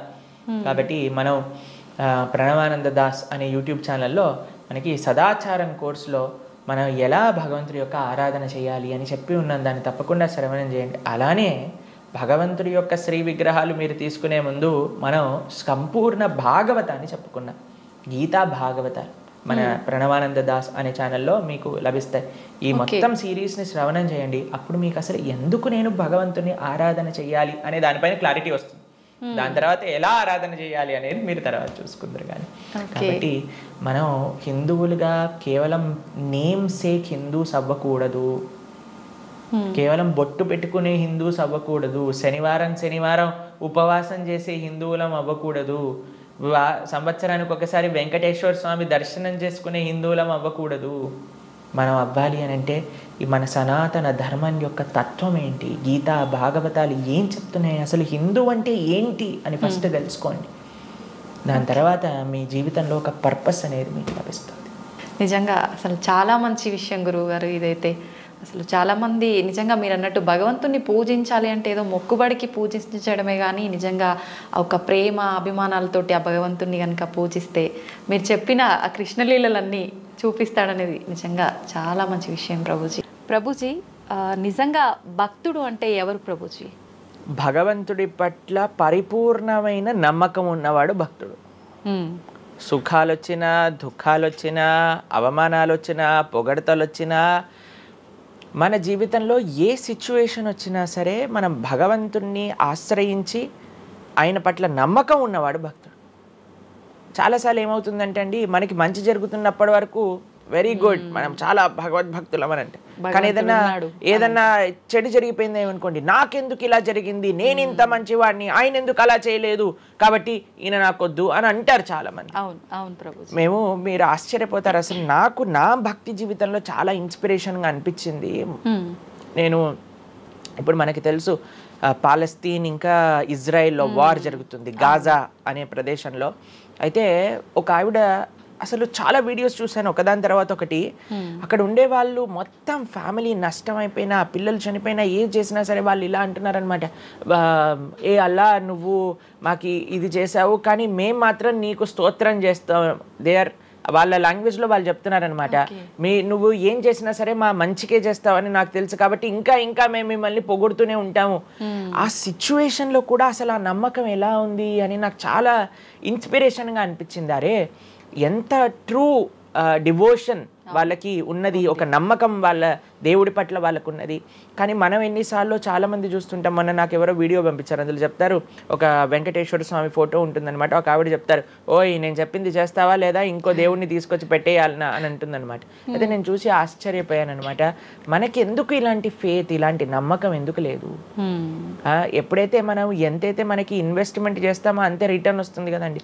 అలానే మన నమ్మకం, మాన అపమానాలు, ఇవి సుఖ దుఃఖాలు, ఇవన్నీ ప్రపంచంలో ఒక భాగం అండి. ఇదంతా జీవితంలో ఒక భాగం. అందుకే మన సనాతన సంస్కృతిలో ఎప్పుడు మంచే ఉంటుంది అని చెప్పారు. అందుకే ఈ ఉగాది పచ్చడి మన నూతన సంవత్సరం ప్రారంభమైనప్పుడు షడ్రుజోపేతం కదండి, చెప్పుకున్నాం. కాబట్టి ప్రతి ఒక్కటి కొద్దిగా అది కావాలి, కొద్దిగా ఇది కావాలి. కానీ మనం ఏం చేస్తామంటే, ఎవరికైతే అచంచల విశ్వాసం ఉంటుందో భగవంతుడి పట్ల, స్వామి నువ్వేం చేసినా నా మంచే చేస్తావు అనేవాడు నిజమైన భక్తుడు. కాబట్టి ఎక్కడి నుంచైనా ఆ విశ్వాసం, ఆ శ్రద్ధ కానీ మనం నేర్చుకోగలిగితే ఇట్ ఈస్ ఎక్స్ట్రీమ్లీ వండర్ఫుల్ అనమాట. ఆ శ్రద్ధ, స్వామి నువ్వు ఏం చేసినా సరే నేను నిన్నే కొలుస్తా, అటువంటి శ్రద్ధ మన దగ్గర ఉండిందండి, మన దగ్గర ఉండింది. ఉండి మన మనం ఆచరించట్లేదు. పూర్వీకులు, రాజులు, మహారాజులు, అసలు మన సంస్కృతి, సిక్కులు ఎవరైతే మనకి వాళ్ళ జీవితాన్ని త్యాగం చేసేసారు వాళ్ళ ధర్మాన్ని కాపాడుకోవడానికి. మనం చూస్తాం. అసలు ఇప్పుడు ఏంటంటే అండి, నాకు అన్నిటికంటే బాధాకరమైన విషయం ఏంటంటే, ఈ ప్రజెంట్ డే యూత్ ఉన్నారు కదా, వాళ్ళకి మన దేశ సంస్కృతి గురించి తెలియదు, మన దేశ హిస్టరీ గురించి తెలియదు, మన కల్చర్ గురించి తెలియదు, మన ఆధ్యాత్మికత గురించి తెలియదు. తెలుసుకోవాలి అనే ప్రయత్నం కూడా చేయట్లేదు. ఎవరు అసలు దేశాన్ని కాపాడాలనుకుంటుంది? అసలు మన పూర్వీకులు మనకి ఎలాంటి సంపత్తిని ఇచ్చారు? ఏవో టీవీలలో వచ్చే చెత్త చెత్త ప్రోగ్రాములు చూడటము, టైం వేస్ట్ చేసేయటము. ఇప్పుడు మాకు చెప్తున్నారు ఎవరో బిగ్ బాస్ అనేదో ప్రోగ్రామ్ వస్తుందట. జనాలందరూ అసలు ఏమొస్తుంది చెప్పండి? మన జీవితంలో ఏదైనా మార్పు కలగలిచా? మనకి లేదు. ఎవడో ఒకటి చోట వాడు డబ్బులు సంపాదించుకుంటూ వాడు చేసే చెత్త పనులన్నీ మనం చూస్తూ ఉంటే, మనం వింటూ ఉంటే, దాని తర్వాత చూస్తే పర్వాలేదు. ఆ వ్యక్తుల పట్ల అపరిమితమైన ప్రేమను పెంచుకొని, ఒకళ్ళు నాకు ఈ మధ్య ఎక్స్ప్లెయిన్ చేస్తున్నారనమాట, ఒక్కొక్కళ్ళకి ఆర్మీ అని తయారైపోయి వేరే వాళ్ళని దూషించటం, వేరే వాళ్ళని తిట్టడం. ఈ సమాజం ఇలా ఉంటే నీకు ఒక బిగ్ బాస్ అనే ఒక టైం వేస్టర్ని కావాలి, అది అయిపోగానే ఐపీఎల్ అనే ఒక టైం వేస్టర్, దాని తర్వాత నెట్ఫ్లిక్స్, అమెజాన్ ప్రైమ్, ఇవన్నీ ఎప్పుడు ఉన్నాయి. మనకి నిజంగా మేము కొన్నిసార్లు యూత్ని కలిసినప్పుడు అడుగుతామండి, అరే మన దేశ రాజకీయాల గురించి తెలుసా అని అంటే, తెలుసండి. ఎవరి దగ్గర నుంచి తెలుసుకున్నావు అని అంటే ఒక యూట్యూబర్ పేరు చెప్తారు. ఆ యూట్యూబర్ ఏమో ఎక్కడో వేరే దేశంలో కూర్చొని మన సంస్కృతిని, మన రాజకీయాల్ని ఎలా ఒక వేరే దిశగా నడిపించాలో నడిపిస్తుంటారు. వాడివన్నీ వింటూ వీళ్ళు ప్రభావితం అయిపోతారు అన్నమాట. కానీ ఏంటి అసలు మన సంస్కృతి అంటే ఏంటి, మన ధర్మం అంటే ఏంటి? అసలు కొద్దిసం భగవంతుడు చాలా దూరం అనుకోండి, కనీసంలో కనీసం మన భారతీయత అంటే ఏంటో కూడా తెలియదండి అసలు ఇలాంటి పిల్లలకి. ఈ మధ్యలో పిల్లల్ని మర్చిపోకండి. పేరెంట్స్ ఎంతమంది దృష్టి చూపిస్తున్నారు చెప్పండి? చాలా తక్కువ మంది ప్రభుజీ. ఎప్పుడు చూడు ఏ సినిమాకి వెళ్దామా, ఏ సీరియల్ చూద్దామా, ఏ రియాలిటీ షో చూద్దామా, ఏ మూవీ సిరీస్, వెబ్ సిరీస్ కొత్తగా రిలీజ్ అయిందా, ఏ ఇన్స్టాగ్రామ్లో వీడియోస్ చూద్దామా, ఇలానే ఉండిపోతే మన దేశం ఎటు వెళ్తుంది, మన రాజ్యం ఎటు వెళ్తుంది, మన సంస్కృతి ఎటు వెళ్తుంది ఒకసారి చెప్పండి. కాబట్టి భక్తి అనేది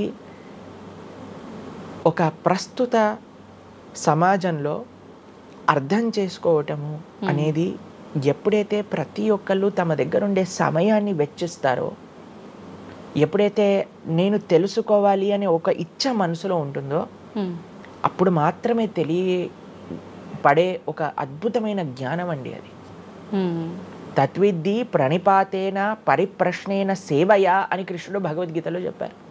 ఆధ్యాత్మిక జ్ఞానం అంటే ఎలానో అలా తెలుసుకోలేమండి, దానికి సమయాన్ని వెచ్చించాలి, దానికి ఇంట్రెస్ట్ మన లోపల కలిగి సమయాన్ని తీసుకోవాలి.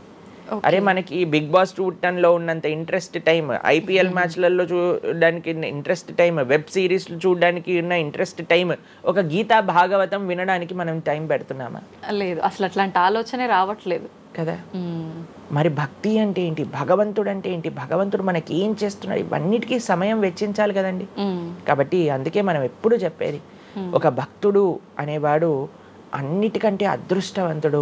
ఎవరికైతే భగవంతుడి యొక్క కృప అనుభవంలోకి వస్తుందో, అటువంటి అనుభవం కానీ మనం పొందాలి అని అనుకుంటే మనం సమయాన్ని కేటాయించాలి.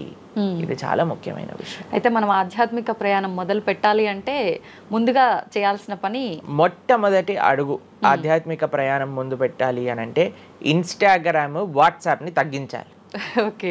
ఇంతకు ముందు ఏకాదశి, ఇప్పుడు రేపు ఏకాదశి ఉపవాసం అంటే నిర్జల ఉపవాసం అని, లేదా పలాహార ఉపవాసం అని అలా చెప్తారు. కొన్ని సంవత్సరాలు అయిపోయాక ఉపవాసం అని అంటే కనీసం ఈ రోజైనా ఫోన్ చూడొద్దు అని చెప్పే రోజులు కూడా వస్తాయేమో అనిపిస్తుంది. ఎందుకంటే ప్రతిసారి కూడా అడిక్టెడ్ జనాలందరూ కూడా వాట్సాప్ వీడియోలు, స్టేటస్లు, ఇన్స్టాగ్రామ్, యూట్యూబ్, టీవీ, వీటితో అడిక్ట్ అయిపోయి ఎంత సమయాన్ని వెచ్చిస్తున్నారు. అసలు మీరు అన్నట్టుగా జపం చేయడానికి అడుగురా అంటే జపం చేయడానికి సమయం లేదంటారు, వాట్సాప్ స్టేటస్ మాత్రం చూడడానికి సమయం ఉంటుంది. ఎంత విచిత్రం చెప్పండి. కాబట్టి మనము చాలా జాగ్రత్తగా, మొట్టమొదటి అడుగు ఏంటి అని అంటే మనం చెయ్యకూడని విషయాలు పక్కన పెట్టడం. ఏంటి? అక్కర్లేని విషయాలు వినటం, అక్కర్లేని విషయాలు మాట్లాడటం, అక్కర్లేని విషయాల గురించి ఆలోచనలు చేయటం. వీటన్నిటిని పక్కన పెట్టి 4 నియమాలు చెప్పారండి మన శాస్త్రంలో భక్తిలో ముందుకెళ్ళడానికి. ధర్మ మార్గంలో ముందుకెళ్ళడానికి. మద్యం పానం శ్రియాసూన యథా అధర్మశ్చ చతుర్విధం అని భాగవతం చెప్తుంది. 4 రకములైన తప్పుడు అలవాట్లను మనం నిషేధన చెయ్యాలట. ఏంటి ఆ 4? మద్యము అని అంటే మద్యాన్ని సేవించటం, ఎనీ టైప్ ఆఫ్ ఇంటాక్సికేషన్ అని అనుకోండి.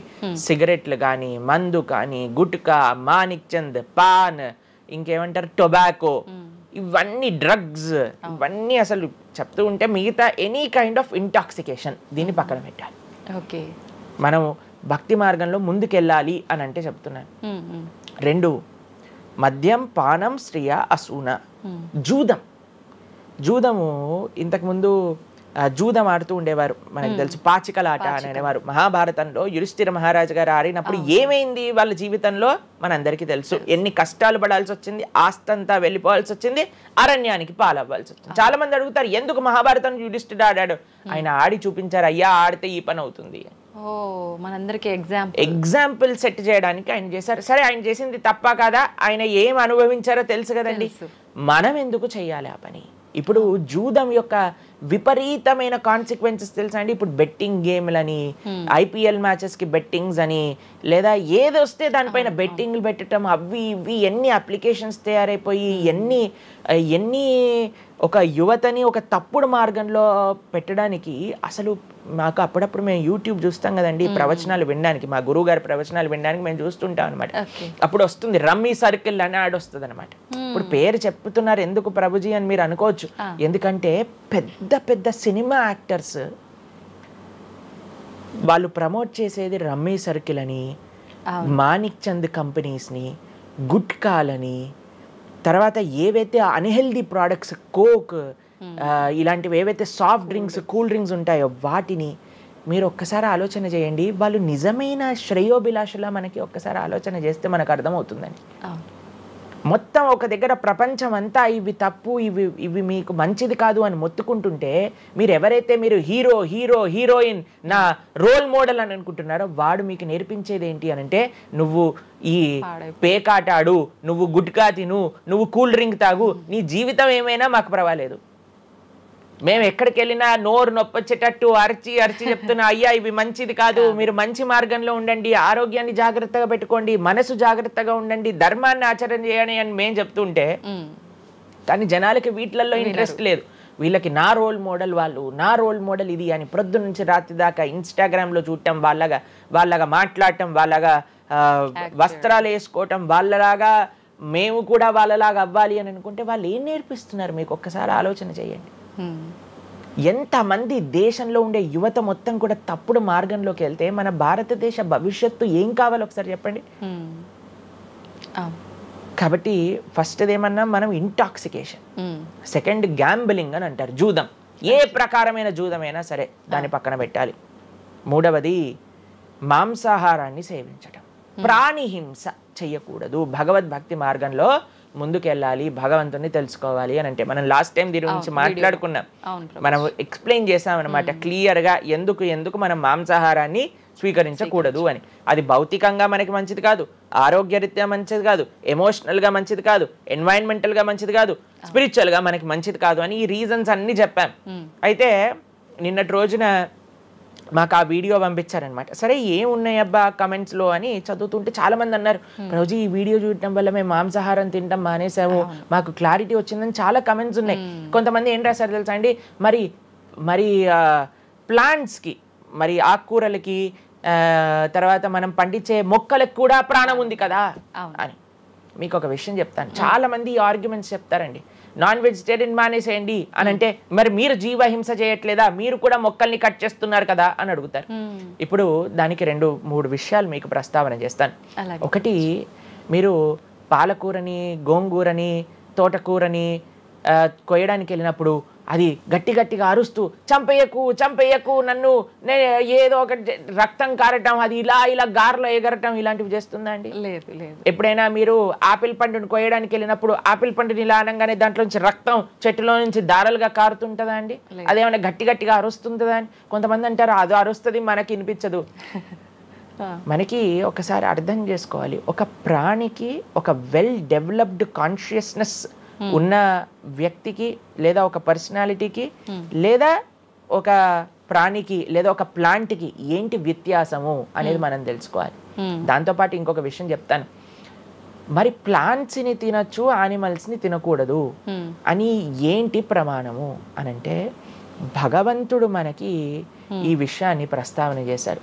స్వామి మనకి ఈ విషయాన్ని ఉపదేశం చేశారు. అయ్యా, నువ్వు కేవలం శాకాహారాన్ని మాత్రమే తినవచ్చును, సాత్విక ఆహారాన్ని మాత్రమే తినవచ్చును. ఎక్కడ చెప్పాడు భగవంతుడు?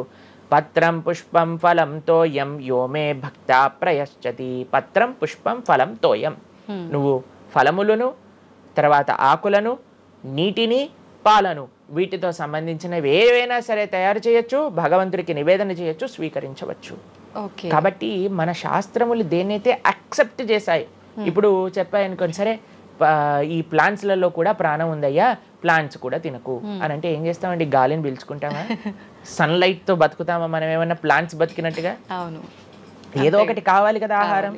కాబట్టి అన్నిటికంటే లీస్ట్ హింస, అహింస అంటే అన్నిటికంటే లీస్ట్ హింస ఎక్కడ ఉంటుందో అది. కాబట్టి మనకి శాస్త్రం ఆమోదన చేసింది, నువ్వు ఈ ఏవైతే హర్బివోరస్ అని అంటారు చూడండి, ఏవైతే పశుపక్షాదులు కాకుండా ఏవైతే మొక్కలు ఉంటాయో, ఏవైతే ధాన్యం ఉంటుందో, ఏదైతే ఫలములు ఉంటుందో దాన్ని స్వీకరించు అని. తర్వాత రెండో ఆర్గ్యుమెంట్ ఏం చేస్తారు తెలుసా అండి? నాన్ వెజిటేరియన్ అనగానే మనం కానీ తినకపోతే వాటి పాపులేషన్ మొత్తం పెరిగిపోయి పెరిగిపోయి పెరిగిపోయి పెరిగిపోయి మనల్ని చంపేస్తుంది.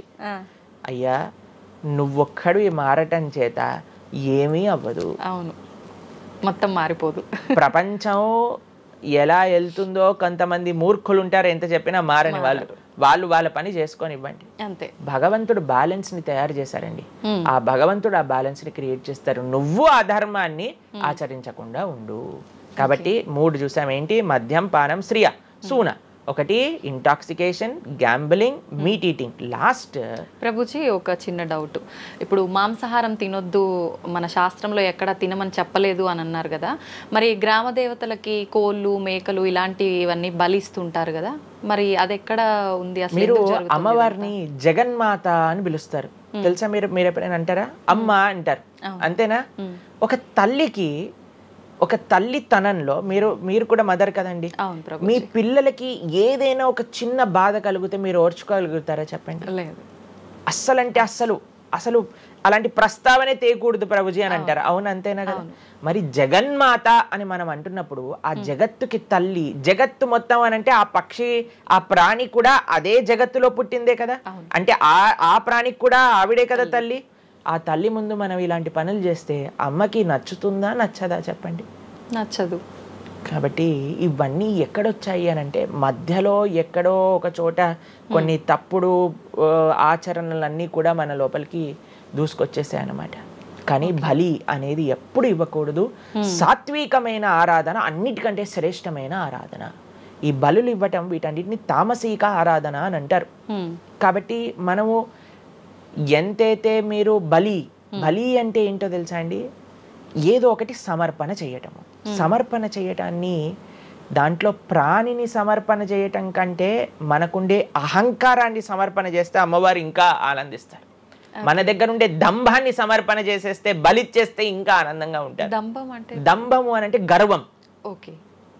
అహంకారము, దంభము, ఈ రెండిట్లో వ్యత్యాసం ఏంటో తెలుసా అండి? గర్వము అని అంటే మనం చేసిన దానికి మనం గర్వపడటం అనమాట. నేనే చేశాను, నా అంతటి వాడు లేడు. దంభము అంటే చెయ్యని దానికి కూడా గర్వపడడం. కాబట్టి మనకుండే అభిమానాన్ని, మనకుండే ఆ లోభాన్ని, వీటన్నిటిని అమ్మవారికి సమర్పణ చేయండి, ఇంకా మంచి, ఇంకా ఆనందిస్తారు. అందుకే మనం తల నీలాలు ఇస్తాం. చాలా మందికి తెలియదు అసలు దేవుడు ఏం చేసుకుంటాడండి మన జుట్టుని, డాండ్రఫ్ తోటి ఉన్న జుట్టుని. దేవుడికి ఎందుకు సమర్పణ చేయాలి మనం తల నీలాలు అని అంటే, అయ్యా నేను జుట్టు ఉంటే ఎప్పుడు కూడా ఇలా ఇలా ఇలా హెయిర్ స్టైలింగ్ చేసుకుంటూ నేనేదో చాలా హ్యాండ్సమ్ మ్యాన్, చాలా హ్యాండ్సమ్ ఉమెన్ అనుకుంటూ ఉంటారు కదా అందరు కూడా. అయ్యా, నా యొక్క ఆ సెల్ఫ్ కాన్షియస్నెస్ని సమర్పణ చేస్తున్నా నీ దగ్గర. మనం గుడికి వెళ్ళి కొబ్బరికాయ కొడతాం. కొబ్బరికాయ ఎందుకు కొడతామండి? మనం కూడా అలాంటి హార్టెడ్ వ్యక్తులం అనమాట. మనకు కూడా ఆ గర్వంతో మనం కూడా అంత పైనుండే షెల్ ఉంటుంది కదా, ఎంత హార్డ్గా ఉంటుంది. కానీ ఎప్పుడైతే అది పలగొట్టేస్తామో అప్పుడు లోపల మంచి తీయటి నీరు మనకి దొరుకుతుంది. కొబ్బరి ఎంత స్వీట్గా ఉంటుంది అది మనకు కలుగుతుంది. మన హృదయంలో ఆ సున్నితమైన భావాలు ఉన్నాయి, కానీ మనకుండే అజ్ఞానము, మనకుండే అహంకారం, మనకుండే అవిద్య దాన్ని ఆపేస్తుంది. అందుకే భగవంతుడి ముందు స్వామి నీ ముందు నా అహంకారాన్ని సమర్పణ చేస్తున్నా అనే భావనతో మనం కొబ్బరికాయ కొట్టాలి. అంతేగాని కొబ్బరికాయ తీసుకెళ్ళి కొట్టేసి నేను ఈరోజు 108 కొబ్బరికాయలు కొట్టాను దేవుడి దగ్గర అనే అహంకారం వచ్చింది అనుకోండి, కొబ్బరికాయ కొట్టడమే వేస్ట్, ఫలితం లేదు. కాబట్టి మనందరం అర్థం చేసుకోవాలి అసలు ఏంటి భావన. బలి అని అంటే ప్రాణి బలి కాదయ్యా, నీ దగ్గర ఉండే చెడు గుణాలను బలి. కాబట్టి ఈ 3 విషయాలు అయిపోయి 4వ విషయం ఏదైతే మనం చేయకూడదో ఇల్లిసిట్ సెక్స్ అని అంటారు, వ్యభిచారము అని అంటే పురుషులు స్త్రీలు, స్త్రీలు పురుషులు. నిన్నే ఒకళ్ళు చెప్తున్నారు, ఒక టీవీలో ఒక న్యూస్ వచ్చిందట, వన్ ఆఫ్ ది మోస్ట్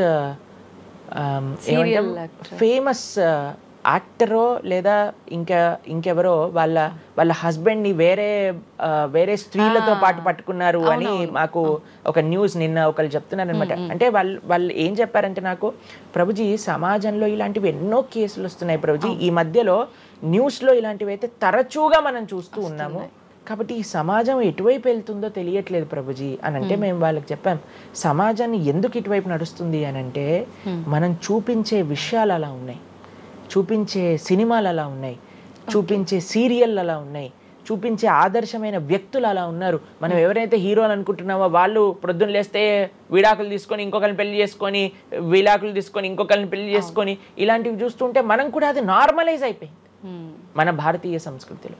కానీ ఎక్కడైతే ధర్మం ఉంటుందో, రాముడు ఆదర్శంగా ఉన్న వ్యక్తి ఎప్పుడు అలాంటి తప్పు చేయలేదండి. ఎందుకంటే రాముడు ఏకపత్ని వ్రతుడు. ఎంత కమిట్మెంట్ ఉండాలి భార్య పట్ల, భర్తకు కూడా అలానే అండి. ఇప్పుడు ఒకళ్ళు తప్పు అంటే ఇప్పుడు చాలా మంది అనుకుంటారు ఇది ఎత్తి పురుషులకే వర్తించింది అని. పురుషులకు ఎంతైతే వర్తిస్తుందో అంతే స్త్రీలకు కూడా వర్తిస్తుంది, స్త్రీలకు ఎంతైతే వర్తిస్తుందో అంతే పురుషులకు కూడా వర్తిస్తుంది. కాబట్టి ఈ 4 చాలా జాగ్రత్తగా ఉండాలి. పరస్త్రీ సంఘము, పరపురుష సంఘం, వీటి నుంచి చాలా జాగ్రత్తగా ఉండాలి. ఈ 4 కానీ మనం ఆచరించగలిగితే మన జీవితంలో చెయ్యకూడనివి 4, చెయ్యాల్సినవి 4. ఇప్పుడు మనం చెయ్యకూడనివి 4 గురించి విన్నాం కదా, చెయ్యాల్సిన 4 ఏంటో ఒక నిమిషంలో చెప్పేస్తా. మంచి భక్తుల యొక్క సాంగత్యం, మంచి పుస్తకాలు చదవటం, భగవన్నామాన్ని జపం చేయటం, మంచి ఆహారాన్ని స్వీకరించటం. ఈ 4 చేస్తే మనం డైరెక్ట్గా భగవంతుడి యొక్క శ్రీచరణాల దగ్గర ఉంటాం అనమాట. ఓకే, ఇవన్నీ జరగాలి అని అంటే మనం ఆధ్యాత్మికం వైపు మన మనసును మళ్ళించాలి. మనకి ఆధ్యాత్మికము అవసరము అని మనం తెలుసుకోవాలి. ఎప్పుడైతే తెలుసుకుంటామో మనం సమయాన్ని ఇవ్వగలుగుతాం. ఓకే ప్రభుజీ, జపం అని అంటుంటారు, నిజంగా జపం అంటే ఏంటి ప్రభుజీ? ఏ విధంగా జపం చేయాల్సి ఉంటుంది? జపము మనకి కలియుగంలో తరించడానికి మార్గం. కృతేయ ధ్యాయతో విష్ణుం త్రేతాయాం యజతోమకై ద్వాపరే పరిచర్యాయాం కలో తత్ హరికీర్తనం అని చెప్పారు. భగవంతుడి యొక్క నామ జపం అత్యంత శ్రేష్టమైనది. కృష్ణుడు భగవద్గీతలో ఏం చెప్తారో తెలుసా అండి, అన్నిటికంటే గొప్ప యజ్ఞం, యజ్ఞములలో నేను ఒక యజ్ఞాన్ని అని చెప్తారు. ఏ యజ్ఞం తెలుసా? యజ్ఞానాం జప యజ్ఞోస్మి అని భగవంతుడు చెప్తారు. అన్నిటికంటే గొప్ప యజ్ఞం జపం చేయడం అనమాట. ప్రతిరోజు జపం చేయాలి. మేము ప్రతిరోజు 2 గంటల పాటు జపం చేస్తాం ప్రొద్దున పూట. ఏంటి జపం చేయాలి? భగవన్నామాన్ని జపం చేయాలి.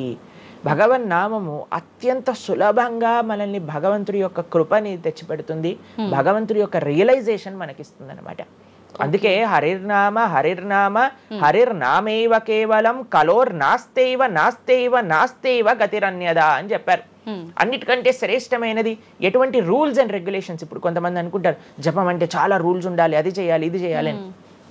ఏం లేదు, చక్కగా శుచిగా ఉండండి, శుభ్రంగా ఉండండి, భగవంతుడి ముందు దీపం పెట్టండి, కూర్చోండి, ఒక జపమాల పట్టుకోండి. హరే కృష్ణ కృష్ణ కృష్ణ హరే హరే, హరే రామ రామ రామ హరే హరే. సింపుల్ మంత్రం, ఎవరైనా చేయొచ్చు, ఎటువంటి కాంప్లికేషన్స్ లేదు. ఏ స్థితిలో ఏ అవస్థలో ఉన్న వాళ్ళైనా సరే చక్కగా జపం చేయొచ్చు. ఎటువంటి నియమాలు లేదు. ఎప్పుడైనా సరే చక్కగా భగవన్ నామానికి నియమం లేదు, మంత్రాలకి నియమాలు ఉన్నాయి, కానీ ఇది భగవన్ నామం. ఇటువంటి నామాన్ని కానీ మనం హరినామం అని అంటారు దీన్ని. ఈ హరినామాన్ని కానీ చక్కగా జపం చేయగలిగితే మనకి బ్రహ్మాండమైన ఫలితాలు, ఆ భగవంతుడి యొక్క కృప మనం ఎక్స్పీరియన్స్ చేయగలుగుతాం మన జీవితంలో. ఇప్పుడు మీరు చూడండి, నోట్లు ఎప్పుడైనా మనం లెక్క పెట్టామనుకోండి, ఎలా లెక్క పెడతారు తెలుసా? ఇలా 1 2 3 4 5 6 7 8 9 10 అని లెక్క పెడతారు, అంతేనా? ఏదైతే నోట్లు లెక్క పెట్టేటప్పుడు ఎప్పుడు మనం బయటికి లెక్క పెడతాం, ఎందుకంటే ఇది ఎప్పుడు బయటికి వెళ్ళేదే. కానీ జపం చేసినప్పుడు ఎలా లెక్క పెడతారో తెలుసా అండి? మీరు జపం చేస్తుంటే హరే కృష్ణ కృష్ణ కృష్ణ హరే హరే, హరే రామ రామ రామ హరే హరే అని లోపలికి అంటాం మాలని. నోటిని బయటికి అంటాం, జపాన్ని లోపలికి అంటాం లెక్క పెట్టేటప్పుడు. ఎందుకంటే ఇది ఎప్పుడు మనతో పాటు వచ్చేది ధనం, ఇది వెళ్ళిపోయే ధనం. కాబట్టి శాశ్వతంగా మన లోపలతో వచ్చే ధనం, జన్మాంతరాలకు కూడా మనల్ని ఉద్ధరింపజేసే ధనం ఏదన్నా ఉంటే అది భగవన్నామ జపం. నిజంగా ఎంత మంచి మాట ప్రభుజీ. అసలు ఈ లాజిక్ అర్థమే కాలేదు ఎప్పుడు మాకు. మీరు చెప్పేదాకా ఇంత లాజిక్ ఉంది అని అనిపించలే. చాలా మంచి మాట ప్రభుజీ. మంచిగా చెప్పాము. ప్రతి ఒక్కళ్ళు చిన్న పిల్లల నుంచి మా దాంట్లో మా గ్రూప్ లో మీరు చూస్తే చిన్న చిన్న పిల్లల నుంచి వృద్ధుల వరకు అందరు జపం చేస్తారు. అంతెందుకండి మీరు చూస్తారు హరే కృష్ణ భక్తులు దేశ విదేశాల నుంచి ఉన్న వాళ్ళందరూ జపమాల పట్టుకొని జపం చేసే వాళ్ళని మనం చూడట్లేదు. కాబట్టి మనకి ఎందుకు జపం రాదు? టైం వస్తుంది, టైం ఉంది. ఎక్కడెక్కడ టైం వేస్ట్ చేస్తున్నామో తెలుసుకుంటే ఎక్కడ దాన్ని యూటిలైజ్ చేయాలో తెలుస్తుంది. సమయంతో పని ఉందా ప్రభుజీ? ఏ సమయంలో అయినా ఏ సమయంలో అయినా చేసుకోవచ్చు, కానీ ప్రొద్దున పూట చేస్తే అత్యంత శ్రేష్టమైన. ప్రొద్దున పూట మనం త్వరగా లేసి త్వరగా స్నానం చేసి త్వరగా జపం చేసుకోగలిగితే ఆ రోజంతా బ్రహ్మాండంగా ఉంటుంది. ధ్యానం కూడా చేస్తుంటారు చాలా మంది. జపానికి ధ్యానానికి వ్యత్యాసం ఏంటి? మనము భగవన్నామ మంత్రాన్ని నామాన్ని జపం చేస్తూ భగవంతుడి గురించి ధ్యానం చేయాలి. ఓకే. ఇప్పుడు జస్ట్ ధ్యానం, చాలా మంది మాకు కంప్లైంట్ చేస్తుంది, ఇప్పుడు ధ్యానం చేస్తే మనసు నిలకడగా ఉండట్లేదు, మనసు ఎక్కడికి వెళ్ళిపోతుంది, అక్కర్లేని ఆలోచనలు వస్తున్నాయి.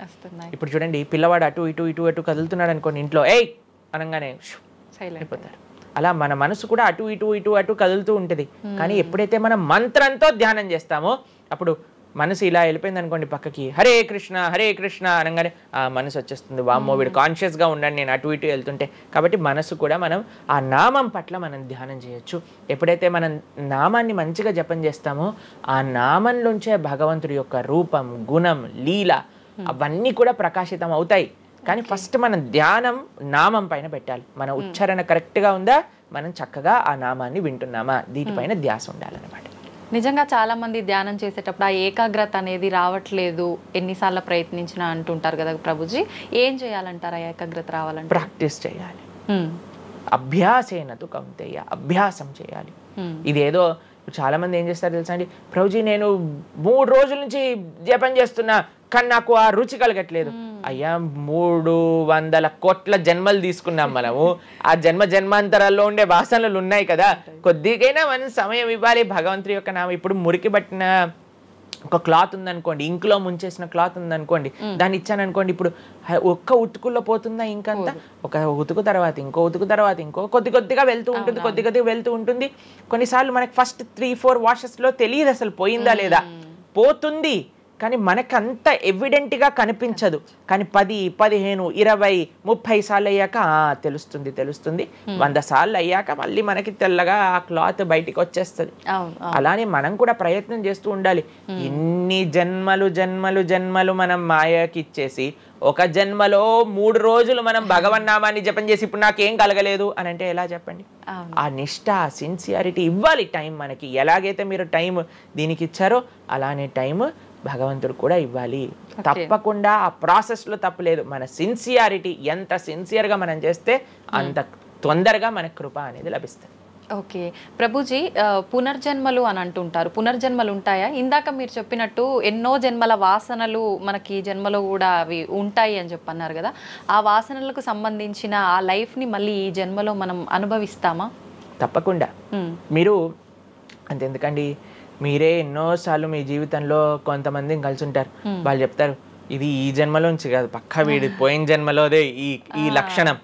ఎందుకంటే చాలా మంది అంటారు మా ఇంట్లో ఎవరండి ఇలా ఉండరండి కానీ వీడికొక్కటే ఈ గుణం వచ్చింది అని అంటూ ఉంటారు. మనం చాలాసార్లు చూస్తాం చిన్న పిల్లలకి వాళ్ళకి మనకు నేర్పించకుండానే ఒక టాలెంట్ వచ్చేస్తుంది.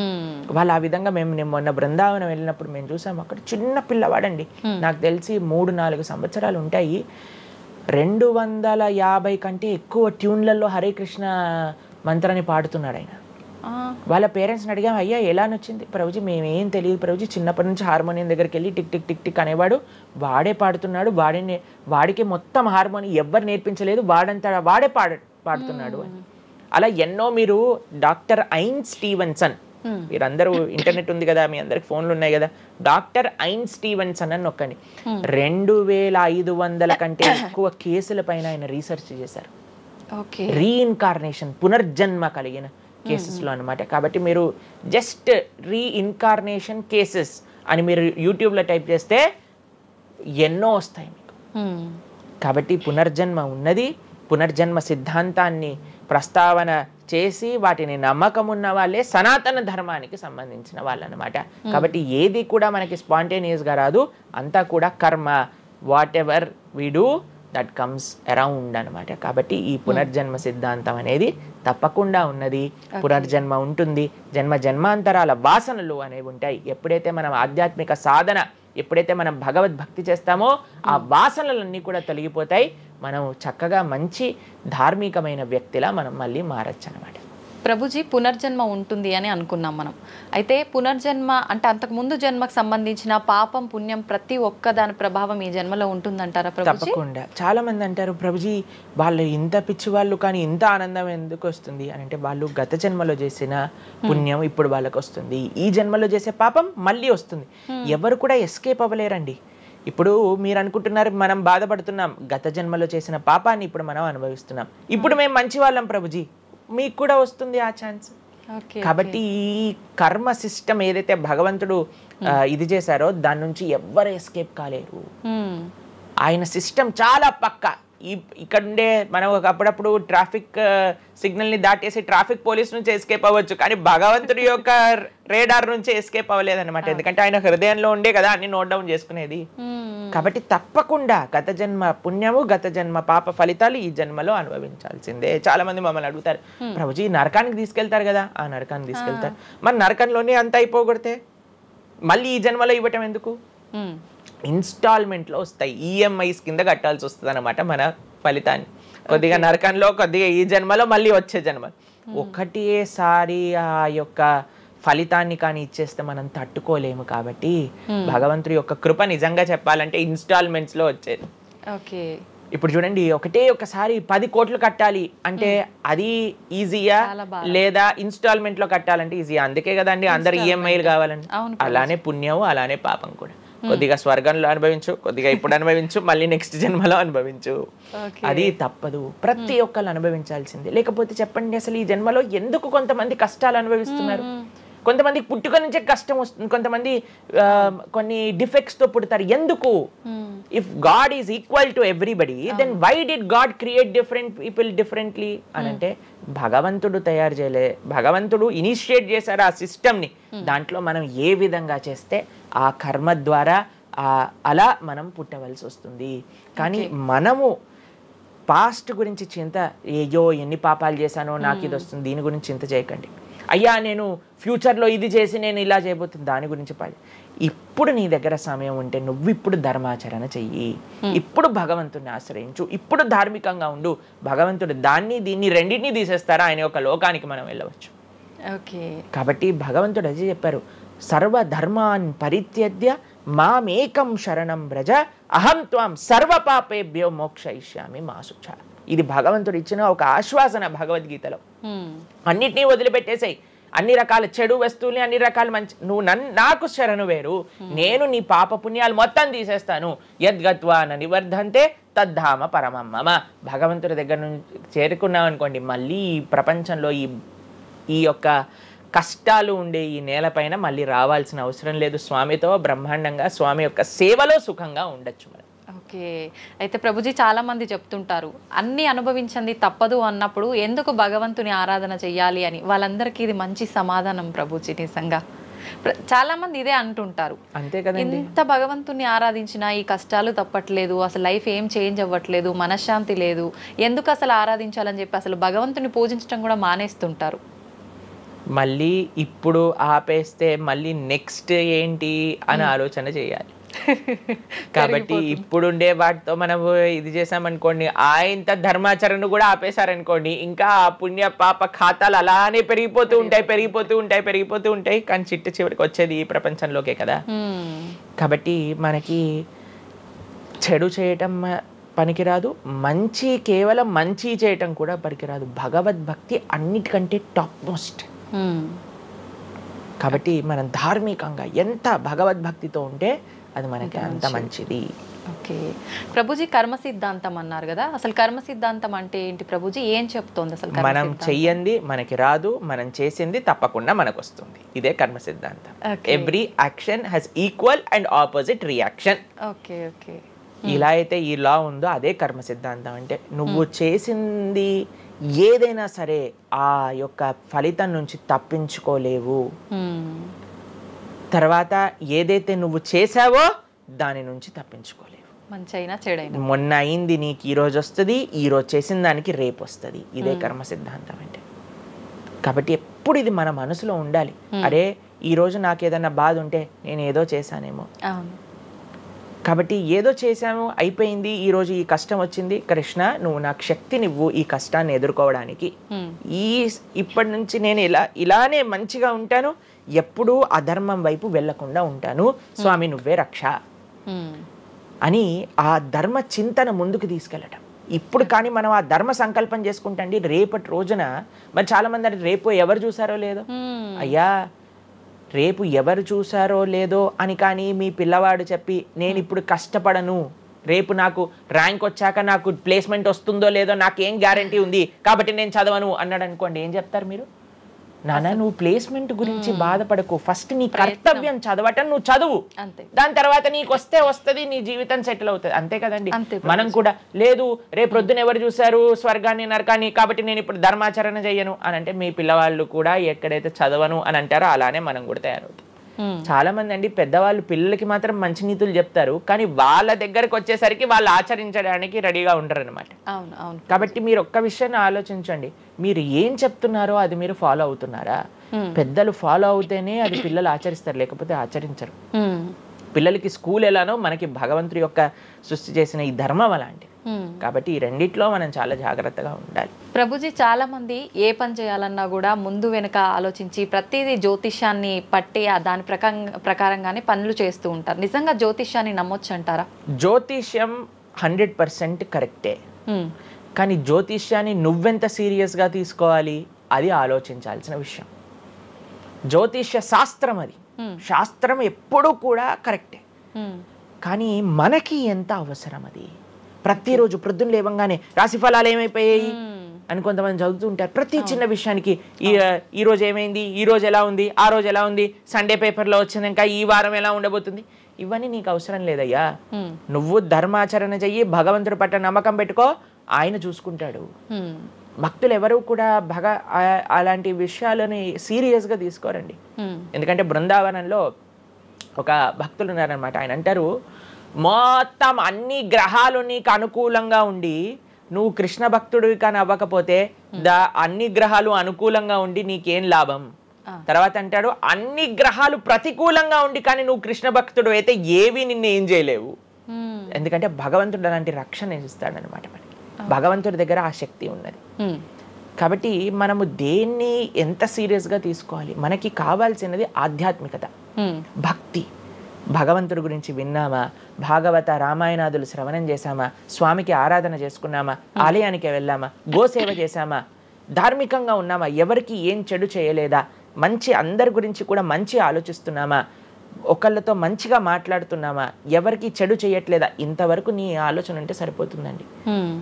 ఈ ధర్మ చింతన మనకు కావాలి. అంతేకాని ఏమవుతుంది, నా రాసి ఏంటి, ఇదేంటి, ఇప్పుడు అంత పిచ్చి జనాలకి ఎలా పెరిగిపోయిందంటే ఒకళ్ళు అంటారు ఈ ఉంగరం పెట్టుకోమంటారు, ఒకళ్ళు అంటారు ఇలా నీ పేరు రాయి అంటారు, ఒకళ్ళు అంటారు నీ పేరులో ఏ ఏ ఏ ఏ ఎక్స్ట్రా రాయమంటారు. ఇవన్నీ ఏంటి మారిపోయాయి? ఇవన్నీ మార్చుకొని నీ ఆచరణ కానీ మారకపోతే, నీ థింకింగ్ కానీ మారకపోతే, నీ ధర్మం పట్ల ఉండే అనిరుక్తి కానీ పెరగకపోతే ఇవన్నీ చేసి ఏం లాభం? కాబట్టి మనం ఎసెన్స్ ఆఫ్ ధర్మ భగవంతుడి ఆరాధన. సవై పుంసాం పరో ధర్మో యతో భక్తిర్ అదోక్షజే.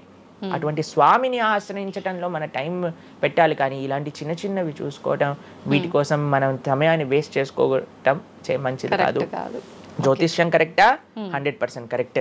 నీకెంత కావాలి అది నువ్వు ఆలోచన చేసుకో. పెళ్లి చేసుకోవాలి, గృహ ప్రవేశం చేసుకోవాలి, ఏదైనా పెద్ద ఉంటే అప్పుడు మీరు చూడాలి ముహూర్తం, వివాహం చేసుకోవటం కానీ లేదా ఏమంటాం మన గృహ ప్రవేశాది పెద్ద పెద్ద కార్యములకి చూసుకొస్తే ప్రతిరోజు ప్రతి క్షణం ప్రతి వారం ప్రతి నెల చాలా మందికి పొద్దున్నే చూడండి అసలు రోజు గడవదు. ఇలాంటి పిచ్చి పనులు ఆపాలి. ఫస్ట్ ప్రొద్దున పూట లేచి భగవంతుడి దగ్గరికి వెళ్ళి భగవంతుడికి నమస్కారం చేసి జపం చేసుకొని ధ్యానం చేసుకొని ఆలయానికి వెళ్ళి దర్శనం చేసుకొని భగవత్ చింతనలో ఉండండి. రోజులో ఏ కష్టం వస్తుందో దాన్ని ఎలా ఎదుర్కోగల ఆ శక్తిని వస్తుంది. అంతేగాని ఏమున్నాయి రాశి ఫలాలు చదవటం వల్ల ఏం అవ్వదండి. కాబట్టి సొల్యూషన్ పైన కాన్సన్ట్రేట్ చేయండి, ప్రాబ్లం కోసం విశ్లేషణ చేయకూడదు. ఓకే ప్రభుజీ, చాలామంది ఇంట్లో నెగిటివ్ ఎనర్జీస్ ఉన్నాయి, దయ్యాలు తిరుగుతున్నాయి, లేదంటే ఎవరైనా ఒక పర్సన్కి దయ్యం పట్టింది అని చెప్పి చాలామంది ఎవరు ఇట్లా పంతుళ్ళు అట్లాంటి వాళ్ళ దగ్గరికి మాంత్రికుల దగ్గరికి తీసుకెళ్ళడము, వాళ్ళు వదిలిస్తారని చెప్పటము, ఆ దయ్యం వీళ్ళని చాలా పీడిస్తుంది అని చెప్పడం, ఇలాంటివి చాలా వింటుంటాము సహజంగా. ఇదంతా నిజమే అంటారా ప్రభుజీ? అసలు దయ్యాలు అనేవి ఉన్నాయంటారా? ఆత్మలు దయ్యాలు ఇవన్నీ ఉన్నాయండి, అది లేవు అని చెప్పలేము, ఉన్నాయి తప్పకుండా. ఎలా అయితే మీరు నెగిటివ్ ఎనర్జీ అంటారు కదా, నెగిటివ్ ఎనర్జీ ఎక్కడికి వస్తుందో తెలుసా అండి? నెగిటివ్ పీపుల్ దగ్గరికి వస్తుంది. ఎవరైతే ఎమోషనల్గా, ఎవరైతే స్పిరిచువల్గా, ఎవరైతే ఫిజికల్గా వర్నలబుల్గా ఉంటారో వాళ్ళ దగ్గరికి వస్తుంది. ఎవరైతే ఇంట్లో భగవద్ ఆరాధన ఉండదో, పూజ రూమ్లో ఏమీ లేకుండా చాలామంది ఇప్పుడు మాకు చాలా విచిత్రం అనిపిస్తుంది కొన్నిసార్లు. మాకు ఈ ఇంటర్నెట్లో వీడియో చూసినప్పుడు వీళ్ళు చర్చ్లో ఉండే వాళ్ళందరూ దయ్యాలను వదిలిస్తూ ఉంటారనమాట. మాకు చాలా ఆశ్చర్యం ఏంటంటే వీళ్ళకి ఎందుకు దయ్యాలు పడుతున్నాయి అని. కాబట్టి ఎందుకు దయ్యాలు ఎవరైనా పర్సనాలిటీస్లోకి వెళ్తాయో తెలుసండి? ఎవరైతే క్లీన్లీనెస్ మెయింటైన్ చేయరో, ఓకే, ఎవరైతే సమయానికి స్నానం చేయటం కానీ, సమయానికి శుచిగా శుభ్రంగా ఇల్లు శుభ్రంగా ఉంచుకోవటం కానీ, దేవాలయంలో భగవంతుడి యొక్క మూర్తులకి చక్కగా ఆరాధన చేసి ధూపం దీపం నైవేద్యం తోరణం ఉత్సవాలు పండగలు యజ్ఞాది యాగాదులు ఇవన్నీ ఉన్న చోట ఎప్పటికీ నెగిటివ్ ఎనర్జీ అనేది ప్రవేశించలేదు. ఓకే. కానీ ఎక్కడైతే జనాలు డిమ్గా డల్గా ఎటువంటి వైబ్రెన్స్ లేకుండా ఎప్పుడు ఎమోషనల్ వర్నలబుల్గా బాధల్లో ఉంటూ ఏ ఆధ్యాత్మికంగా లేకుండా ఇల్లంతా గందరగోళంగా చెత్త చెదారంతో ఎప్పుడైనా సరే స్టేల్ ఫ్రెష్ ఫుడ్ కాకుండా స్టేల్ ఫుడ్, బయట సోర్స్ తెలియని ఫుడ్ వాటిని తినటం వల్ల అలాంటి మెంటాలిటీస్, అలాంటి నెగిటివ్ ఎనర్జీ ఈజీగా ఇటువంటి నెగిటివ్ ఎన్వైరన్మెంట్లోకి వచ్చేస్తుంది అనమాట. ఓకే. కానీ ఎప్పుడైతే మనం వైబ్రెంట్గా భగవన్నామ చక్కగా బొట్టు పెట్టుకొని చక్కగా మంచిగా సాంప్రదాయంగా రెడీ అయ్యి చీర సాంప్రదాయం మన సాంప్రదాయం మన చీర అండి భారతీయత. మగవాళ్ళైతే ధోతి కుర్తా ఇంతకుముందు ఉండేది, శిఖ ఎంత చక్కగా బొట్టు పెట్టుకొని చక్కగా అలంకరణ చేసుకొని ఇంట్లోకి వెళ్ళంగానే అసలు ఆ ధూపం యొక్క సువాసన వచ్చి చక్కగా పసుపచ్చతో మన గడప నుంచి స్టార్ట్ చేస్తే పైన తోరణం కింద ముగ్గులు. అసలు ఒక సనాతన సాంప్రదాయం ఒక హిందువు యొక్క ఇంటికి వెళ్తే ఏ దయ్యం అలాంటి ఇంట్లోకి వెళ్ళగలుగుతుంది చెప్పండి? మన సినిమాలలో మీరు చూసి ఉంటారు, దయ్యాలు ఎక్కడుంటాయి? పాతబడ్డ బంగ్లాలలో, ఎక్కడో క్లోజ్ చేసిన గెస్ట్ హౌస్లలో ఉంటాయి, అంతేనా? నిజం ప్రభుజీ. ఏదైనా దేవాలయంలో దయ్యం ఉండటం మీరు చూసారా ఎక్కడైనా? ఎందుకు ఉండదు? ఎందుకంటే అక్కడ భగవద్ ఆరాధన జరుగుతుంది కాబట్టి. ఏ ఇంట్లో అయితే నిరంతర భగవద్ ఆరాధన ఉంటుందో, ఏ ఇల్లు అయితే వైబ్రెన్స్ గా ఇంటి బయట ముగ్గు నుంచి ప్రారంభమై ఇంటి లోపల దేవాలయంలో దీపము నిరంతరము కూడా ఉంటుందో, భగవద్ ఆరాధన జరుగుతుందో, భగవన్నామ జపం జరుగుతుందో, శాస్త్రాన్ని పారాయణ చేస్తున్న విష్ణు సహస్రనామం హరే కృష్ణ మహామంత్ర కీర్తన యజ్ఞము యాగము ఉత్సవాలు చేస్తూ అటువంటి ఇంట్లో అటువంటి వ్యక్తులకి ఎప్పుడూ రాలేదండి. ఎవరైతే తన నుదిటిన తిలకాన్ని అలంకరణ చేసుకొని చక్కగా సాంప్రదాయంగా ఉంటారో, శుచి శుభ్రత పాటిస్తారో, చక్కగా ఆలయానికి వెళ్ళి గోసేవ చెప్పండి, అలాంటి వాళ్ళకి ఎప్పుడైనా ఇలాంటి నెగిటివ్ ఎనర్జీ అటాక్ అవుతుందా అంటే అస్సలు కాదు. ఎవరైతే గ్లూమీగా డిప్రెస్డ్గా ఏం లేకుండా ఏ వస్త్రాలు పడితే ఆ వస్త్రాలు వేసుకోవటం, దేవుడు కొంతమంది ఆలయంలోకి వెళ్ళామనుకోండి, ఇంట్లో పూజ రూమ్లోకి వెళ్ళామనుకోండి, పండగ నుంచి పండగ మాత్రమే దీపం పెడతారు, లేదా అస్సలు ఆ పూలు అలానే ఉంటాయి 15-20 రోజుల వరకు. అవును ప్రభు. అలాంటి ఇంట్లో నెగిటివ్ ఎనర్జీ రాకపోతే ఇంకేమొస్తుంది చెప్పండి? కాబట్టి నెగిటివ్ ఎనర్జీ ఉందా? ఈ దయ్యాలు ఆత్మలు ఉన్నాయా? ఉన్నాయి. ఎవరి దగ్గరికి వెళ్తాయి? అటువంటి మెంటాలిటీ ఉన్న వాళ్ళ దగ్గరికి మాత్రమే వెళ్తాయి. ఓకే. మనం కానీ ఎప్పుడైతే మనకి రక్షణ, అందుకే మనం తులసి మాల వేసుకుంటాం. తులసి మాల ఇప్పుడు చూడండి, మేము నరసింహ కవచాన్ని ధరించామన్నమాట. ఇవన్నీ నరసింహ ఆరాధన, నరసింహ కవచాన్ని ఎప్పుడైతే మనం చేస్తామో, ఎప్పుడైతే మనం భగవన్నామ స్మరణ చేస్తామో తులసి మాల ధరించాలి. తులసి మాల చాలా మంది ఇప్పుడు ధరిస్తున్నారు కానీ నియమాలను పాటించట్లేదు. ఏంటి నియమాలు? తులసి మాల వేయాలి అని అంటే మనము భగవత్ ప్రసాదాన్ని మాత్రమే నైవేదన చేసి తీసుకోవాలి, మాంసాహారాన్ని తినకూడదు, ఎల్లిపాయలు ముట్టుకోకూడదు. ఇవన్నీ కూడా నెగిటివ్ థింగ్స్ అన్నమాట, తామసిక రాజసికమైన విషయాలు. కాబట్టి ఇవి చక్కగా ఇవన్నీ మానేసామనుకోండి. తులసిమాల ధరించడం అంటే ఏంటి అంటే చూపిస్తున్నాం అనమాట, మన దగ్గర ఎటువంటి తామసిక రాజసిక ప్రవృత్తులు లేవు, మేము సిద్ధ సాత్విక ప్రవృత్తిలో ఉన్నాం. దయ్యం అక్కడ నుంచి వచ్చింది కూడా యూటర్న్ తీసుకొని వెళ్ళిపోతుంది అన్నమాట ఇవి చూడంగానే. కాబట్టి అది చాలా ముఖ్యం. ఎప్పుడైతే మన ఆచరణ బాగుంటుందో, ఎప్పుడైతే మనం ధార్మికంగా ఉంటామో, ఎప్పుడైతే భగవద్భక్తులు అయి ఉంటామో, ఏ నెగిటివ్ ఎనర్జీ మనల్ని ఏం చేయలేదు. ఓకే, మొత్తానికి ఉన్నాయి దయ్యాలు, ఉన్నాయి, జాగ్రత్త. మనం మంచిగా భక్తి పరంగా ఉండండి, ధార్మికంగా ఉండండి, చక్కగా ధర్మాచరణ చేయండి, మీకేం భయం లేదు. కానీ ఎక్కడైతే ఇవన్నీ జరగవో అక్కడ ఉంటాయి. అందుకే ఆధ్యాత్మిక మార్గంలో నడవాలి అందరం కూడా. కృతజ్ఞతలు ప్రభుజీ, నిజంగా చాలా మంచి మంచి విషయాలు తెలుసుకుంటున్నాం మీ ద్వారా, ఇంకా ఇంకా తెలుసుకోవాలని కోరుకుంటున్నాం. ధన్యవాదాలు ప్రభుజీ. హరే కృష్ణ. హరే కృష్ణ. మన సనాతన ధర్మం యొక్క విలువలని రోజు రోజుకు ఎంతో మంది పెద్దవాళ్ళు ఇలా ఉండాలి, అలా ఉండాలి, మన ధర్మం ఇది చెప్పింది, మనం ధర్మ మార్గంలో నడవాలంటే ఇవి పాటించాలి అని ఎన్నో రకాల సలహాలు మనకు ఇస్తున్నప్పటికీ అసలు ఆడవాళ్ళ విషయానికి వచ్చేసరికి చాలా రకాల అరాచకాలు అనేవి జరుగుతూనే ఉన్నాయి. మనకు స్వాతంత్రం వచ్చింది, ఆడది అర్ధరాత్రి కూడా తిరిగే అంత స్వాతంత్రం వచ్చింది అని అనుకోవటం వరకే కానీ నిజంగా స్వాతంత్రం అనేది రాలేదనే చెప్పాలి. చిన్న చిన్న 6 నెలల పసికందుల పైనుంచి కూడా తీసుకుంటే ప్రతి ఒక్క ఆడదైతే చాలు ఏదైనా చెయ్యొచ్చు అనే ఒక రోజుకి ఇప్పుడు ఆడదాని పరిస్థితిని దిగజారు చేస్తున్నారు. అసలు ఇదంతా ఎందుకు జరుగుతోంది? మన సనాతన ధర్మం యొక్క గొప్పతనాన్ని మర్చిపోబట్టేనా, అసలు ఏంటి అనే విషయాన్ని ప్రస్తుతం మాట్లాడబోతున్నాను ప్రణవానంద ప్రభుజీ గారితో. ఇప్పుడు ప్రభుజీతో మాట్లాడి దానికి సంబంధించిన విషయాలన్నింటినీ క్లియర్గా తెలుసుకుందాం. నమస్తే ప్రభుజీ. నమస్కారం అండి. ప్రభుజీ, మనకు ఎంత స్వాతంత్రం వచ్చినా ఎంతోమంది గొప్పవాళ్ళు మీలాంటి వాళ్ళు ఎన్నో రకాలుగా మంచి మంచి విషయాలు తెలియచేస్తున్నా కూడా ఆడవాళ్ళ విషయానికి వచ్చేసరికి వాళ్ళ పైన జరిగే అఘాయిత్యాలు, అరాచకాలు మాత్రం ఏ రోజు తగ్గట్లేదని చెప్పాలి ప్రభుజీ. గత కొన్ని రోజుల నుంచి చూస్తున్నాం, చిన్న చిన్న పిల్లల నుంచి ఉయ్యాలలో ఉన్న పసికందు పై నుంచి కూడా అత్యాచారం జరిగే విషయాలైతే వింటున్నాం. ప్రస్తుతం చూసుకుంటే ఒక 10 రోజుల నుంచి ఒక విషయం అయితే ఎక్కువగా వింటున్నాం. కోల్కతాలో జూనియర్ డాక్టర్ పైన జరిగిన సంఘటన. అసలు అది మాట్లాడడానికే చాలా బాధాకరమైన విషయం. ఎందుకు ప్రభుజీ ఇలాంటివన్నీ ఎందుకు జరుగుతున్నాయి? ఇంత ఘోరమైన పరిస్థితులు తలెత్తుతున్నప్పుడు భగవంతుడు ఎందుకు అవి ఆపటానికి ప్రయత్నం చేయట్లేదంటారు? మీకు ఒక విషయం చెప్తాను. మీరు అన్నారు మీలాంటి వాళ్ళు ఇన్ని విషయాలు చెప్తున్నా సరే ఎందుకు ఈ సమాజం మారట్లేదు అని. మేము ఇన్ని విషయాలు చెప్తున్నా సరే ఎంతమంది వింటున్నారండి? ఎంతమంది తల్లిదండ్రులు తమ పిల్లల్ని ఒక మంచి మార్గంలో మంచి ఎగ్జాంపుల్స్ చూపించి పెంచుతున్నారండి?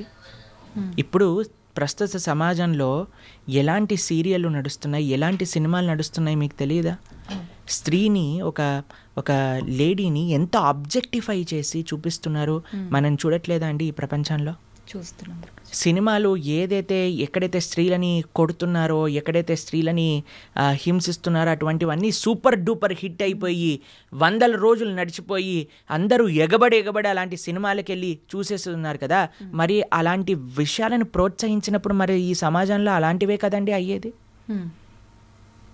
మనం ఇంత ప్రార్థన చేస్తూ ఎన్నిసార్లు మనం ఇప్పుడు మిమ్మల్ని మేము ఎలా పిలుస్తాం చెప్పండి? మాతాజీ అని పిలుస్తాం. మాతాజీ అని పిలుస్తాం, అంతేనా? ఎప్పుడైతే మనము ప్రతి ఒక్క స్త్రీని అమ్మ అనే ఒక పేరుతో గౌరవిస్తామో అప్పుడు ఎటువంటి ఇలాంటి భావన రాదండి. ఏ సినిమాలో మీకు ఇలాంటి భావన చూపిస్తున్నారండి? లేదు ఎక్కడ. ఏ సీరియల్ కానీ, ఏ టీవీ ఛానల్లో కానీ, ఏ మూవీ క్రియేషన్లో కానీ స్త్రీ పైన గౌరవము, రెస్పెక్ట్ అనేది ఉంటుందా? ఎంత ఈజీగా ఈ ఒక స్త్రీ అనేది నీ ఎంజాయ్మెంట్ కోసమే పుట్టింది కాబట్టి నువ్వు ఏదైనా చేసుకోవచ్చు. కొట్టినా పర్వాలేదు, తిట్టినా పర్వాలేదు, ఏదైనా పర్వాలేదు, ఎవ్రీథింగ్ ఈజ్ నార్మల్. అని లక్షల కోట్లు మీరే ఇచ్చి మీ పిల్లల్ని మీరు తీసుకెళ్ళి ఆ సినిమాలను ప్రోత్సహించి ఈరోజు ఇలాంటివి అయినా ఇప్పుడు ఎందుకు అవుతున్నాయి అని మనం ఎలా అడుగుతాం చెప్పండి. మీకు ఒక విషయం చెప్తాను, శాస్త్రంలో ఒక విషయం చెప్పున్నారు. మాతృవత్ పరదారేషు పరద్రవ్యేషు లోష్టవత్ ఆత్మవత్ సర్వభూతేషు యపశ్యతి స పండితః.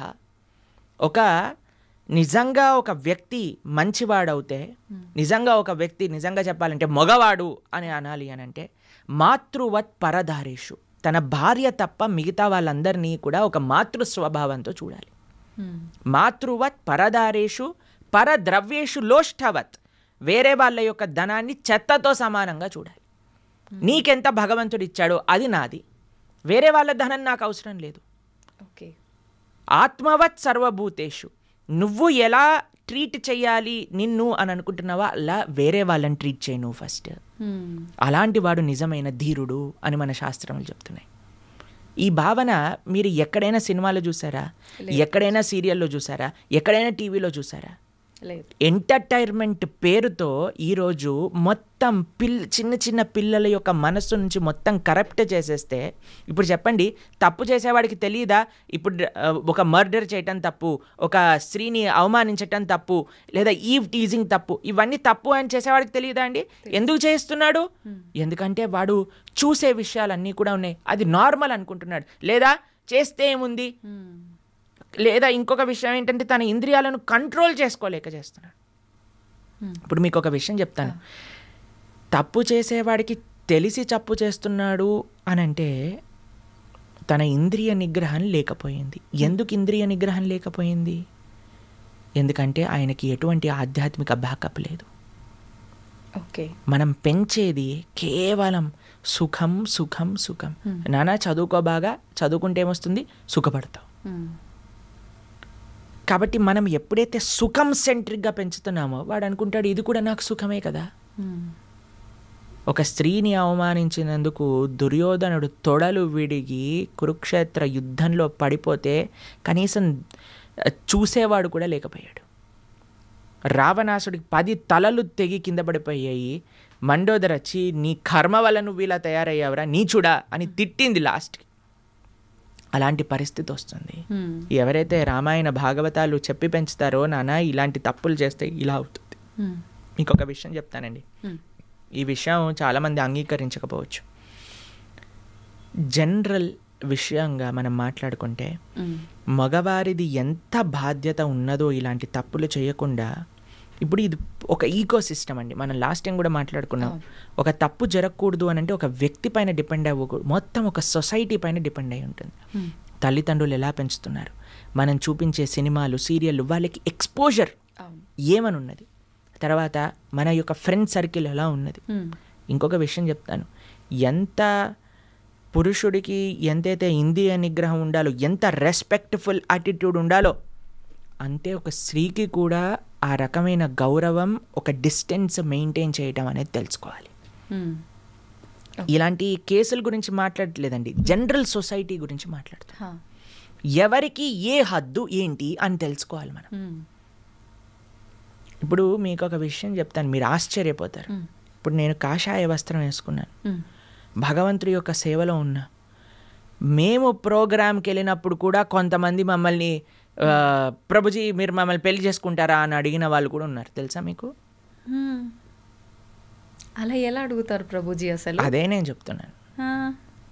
అందుకే మేము ఎప్పుడు కూడా ఒంటరిగా ఏ ప్రదేశానికి వెళ్ళాం, ఎప్పుడైనా సరే మా డివోటీస్ మాతో పాటు పట్టుకొని వెళ్తాం అనమాట. ఎందుకంటే ఈరోజు వాళ్ళకి ఆ రెస్పెక్ట్ లేదు. నేను చూశాను స్వయంగా కాబట్టి మీకు చెప్తున్నాను. కాబట్టి మనం చాలా జాగ్రత్తగా ఉండాలండి. అందుకే మేము ఎప్పుడు ఎవరితో ఒంటరిగా ఏ స్త్రీతోటి మాట్లాడాం. మీరు మమ్మల్ని గమనించారనుకోండి, ఎప్పుడు కూడా ప్రతి ఒక్కరిని మాతాజీ అని పిలుస్తాం. కాబట్టి ఆ భావన మాకు నిరంతరం ఉంటుంది. కాబట్టి ఎవరైనా స్త్రీని చూసేసరికి ఒక మాతృ భావన మా లోపల కలుగుతుంది అనమాట. ప్రణామం చేస్తాం. కాబట్టి ఇప్పుడు చూడండి, ఒక హద్దును మెయింటైన్ చేస్తాం. కొన్నిసార్లు మాతో ఫోటో దిగాలి అని వచ్చినప్పుడు కూడా మేము వెంటనే పక్కకి జరిగి నమస్కారం చేస్తాం. అవునా కాదా చెప్పండి? అవును ప్రభుజీ. ఎందుకు అని అంటే ఆ హద్దు అందరూ మెయింటైన్ చేయాలి, ఒక పురుషుడే కాదు ఒక స్త్రీ. ఏ విధంగా అంటే ఒక మన యొక్క వస్త్రధారణ ఎలా ఉన్నది, మనం ఎంత క్యాజువల్ అయిపోతున్నామో, ఎంత డిస్టెన్స్ చేస్తున్నాం అనేది చాలా ముఖ్యంగా చూడాలండి. కాబట్టి మీరు ఒక ఏమంటాం, ఒక పెనం పైన, కాలుతున్న పెనం పైన వెన్న వేశారనుకోండి, కరుగుతుందా లేదా చెప్పండి? ఏయ్ నేను కాలుతాను కానీ నువ్వు కరగొద్దు అని అంటారా? వెన్న ఆగగలుగుతుందా అండి? సాధ్యపడదు. కాబట్టి మనం ఈ హద్దును మెయింటైన్ చేయాలి ఒక స్త్రీ యొక్క అందుకే మన సనాతన ధర్మం is a very beautiful society అండి. ఎలా స్త్రీలు ఎలా ఉండాలి, పురుషులు ఎలా ఉండాలి, నీ యొక్క బాధ్యత ఏంటి, నీ యొక్క బాధ్యత ఏంటి, ప్రతి ఒక్కళ్ళకి వాళ్ళ వాళ్ళ బాధ్యతలు చెప్పారండి. రాముడు ఏకపత్ని వ్రతం చేశాడు ఆయన. అలా సీతమ్మ తల్లి అంత పతివ్రత వ్రతం ఆవిడ చేసేది. ప్రతి ఒక్కరికి వ్రతం ఉన్నదండి. పురుషుడికి ఉన్నది, స్త్రీకి ఉన్నది. లేదు పురుషుడు ఒక్కడే చేయాలి, స్త్రీ నేను ఎలా ఉన్నా పర్వాలేదు అని మనం అనకూడదు. అలా అని వాళ్ళు ఏదైనా పర్వాలేదు మనకు బానిసలు అని వీడు అనుకున్నాడు అనుకోండి, పరమ చండాలమైన ఆలోచన అది. కాబట్టి ఈ సొసైటీ మారాలి అని అంటే దేనివల్ల మారుతుంది అని అంటే మనం దేన్ని ప్రోత్సహిస్తున్నాం, దేన్ని చూపిస్తున్నాం, దేన్ని వినిపిస్తున్నాం. మీకు ఒక విషయం చెప్తాను. రామాయణం సీరియల్ చూపించినప్పుడు, ఎప్పుడైతే ఫస్ట్ టైం రామాయణ సీరియల్ భారతదేశంలో చూపించారో, క్రైమ్ రేట్ ఆటోమేటిక్గా తక్కువైపోయిందట. ఎందుకంటే అందరూ రామాయణాన్ని చూస్తున్నారు, అందరూ అందులో ఉండే మంచి విలువలను చూపిస్తున్నారు. దాని తర్వాత ఎప్పుడైతే, మీకు ఒక విషయం చెప్తాను, మీరు చాలా ఆశ్చర్యం అనుకోవచ్చు, ఎందుకు ప్రభుజీ సీరియళ్ళని సినిమాలని ఇలా అంటున్నారు అని అంటే దాని యొక్క ప్రభావం ఉంటుంది. రీసెంట్గా మేము ఒక వీడియో చూసాము, అందులో ఒక చిన్న పిల్లవాడిని అడుగుతున్నారు, ఇంత చిన్న వయసు నీది గుట్కా తింటున్నావు, ఏం అవ్వదా నీకు అని అంటే, హీరోకి ఏమవ్వంది నాకెందుకు అవుతుంది అని అన్నాడు. అయితే ఆ హీరోకి ఎందుకు అవుద్ది అంటే, ఆయన తింటున్నాడు కదా యాడ్లలో, ఆయనను చూసే నేను తిన్నా. ఎందుకంటే ఏదైతే చూపిస్తుందో అండి దాని మన పైన ప్రభావం ఉంటుంది. మీకు ఒక విషయం చెప్తాను, మొన్న నేను ఒక రీసెర్చ్ పేపర్ చదివాను, అందులో 52% స్మోకింగ్ ఆన్ స్క్రీన్ పైన చూసి పిల్లలు స్టార్ట్ చేశారట. 52% smokers have seen it on screen. సగానికి ఎక్కువ మంది అప్పుడు నేర్చుకున్నారట. ఇది ఒక అమెరికాలో ఒక రీసెర్చ్ పేపర్, మీరు టైప్ చేయండి ఇంటర్నెట్లో మీకు దొరుకుతుంది. అందుకే మేము చెప్తున్నాం, పిల్లల్ని బాధ్యతాయుతంగా పెంచండి, అటు ఆడపిల్లైనా మగపిల్లవాడే. సంస్కారములు నేర్పించండి. ఫ్యాషన్ అని వెస్ట్రన్ సొసైటీ యొక్క ఫ్యాషన్ని భారతదేశం, మీకు ఒక విషయం తెలుసా అండి, అమెరికాలో పాశ్చాత్య దేశంలో 10-15 పెళ్ళిళ్ళు చేసుకుంటూ పెళ్ళి డైవర్స్, పిల్లవాడు ఎవరు తండ్రో తెలీదు, ఎక్కడో తెలీదు, ఆడవాళ్ళు మొత్తం కూడా బాధపడుతూ, గవర్నమెంట్ డబ్బులు ఇస్తే దాంతో బ్రతుకుతూ, మెంటల్ హెల్త్తో ప్రాబ్లం అయ్యి ఎన్ని రకాల నానా అఘాయిత్యాలకి గురవుతున్నారు అనేది మీరు పాశ్చాత్య దేశాన్ని అనుకరిస్తే పాశ్చాత్య దేశంలో ఎలా ఉందో ఒకసారి అర్థం చేసుకోండి. ఫ్యాషన్ పేరుతో వెస్టర్న్ వరల్డ్ని మనము ఇమిటేట్ చేయటం కాదండి మనకు కావాల్సింది.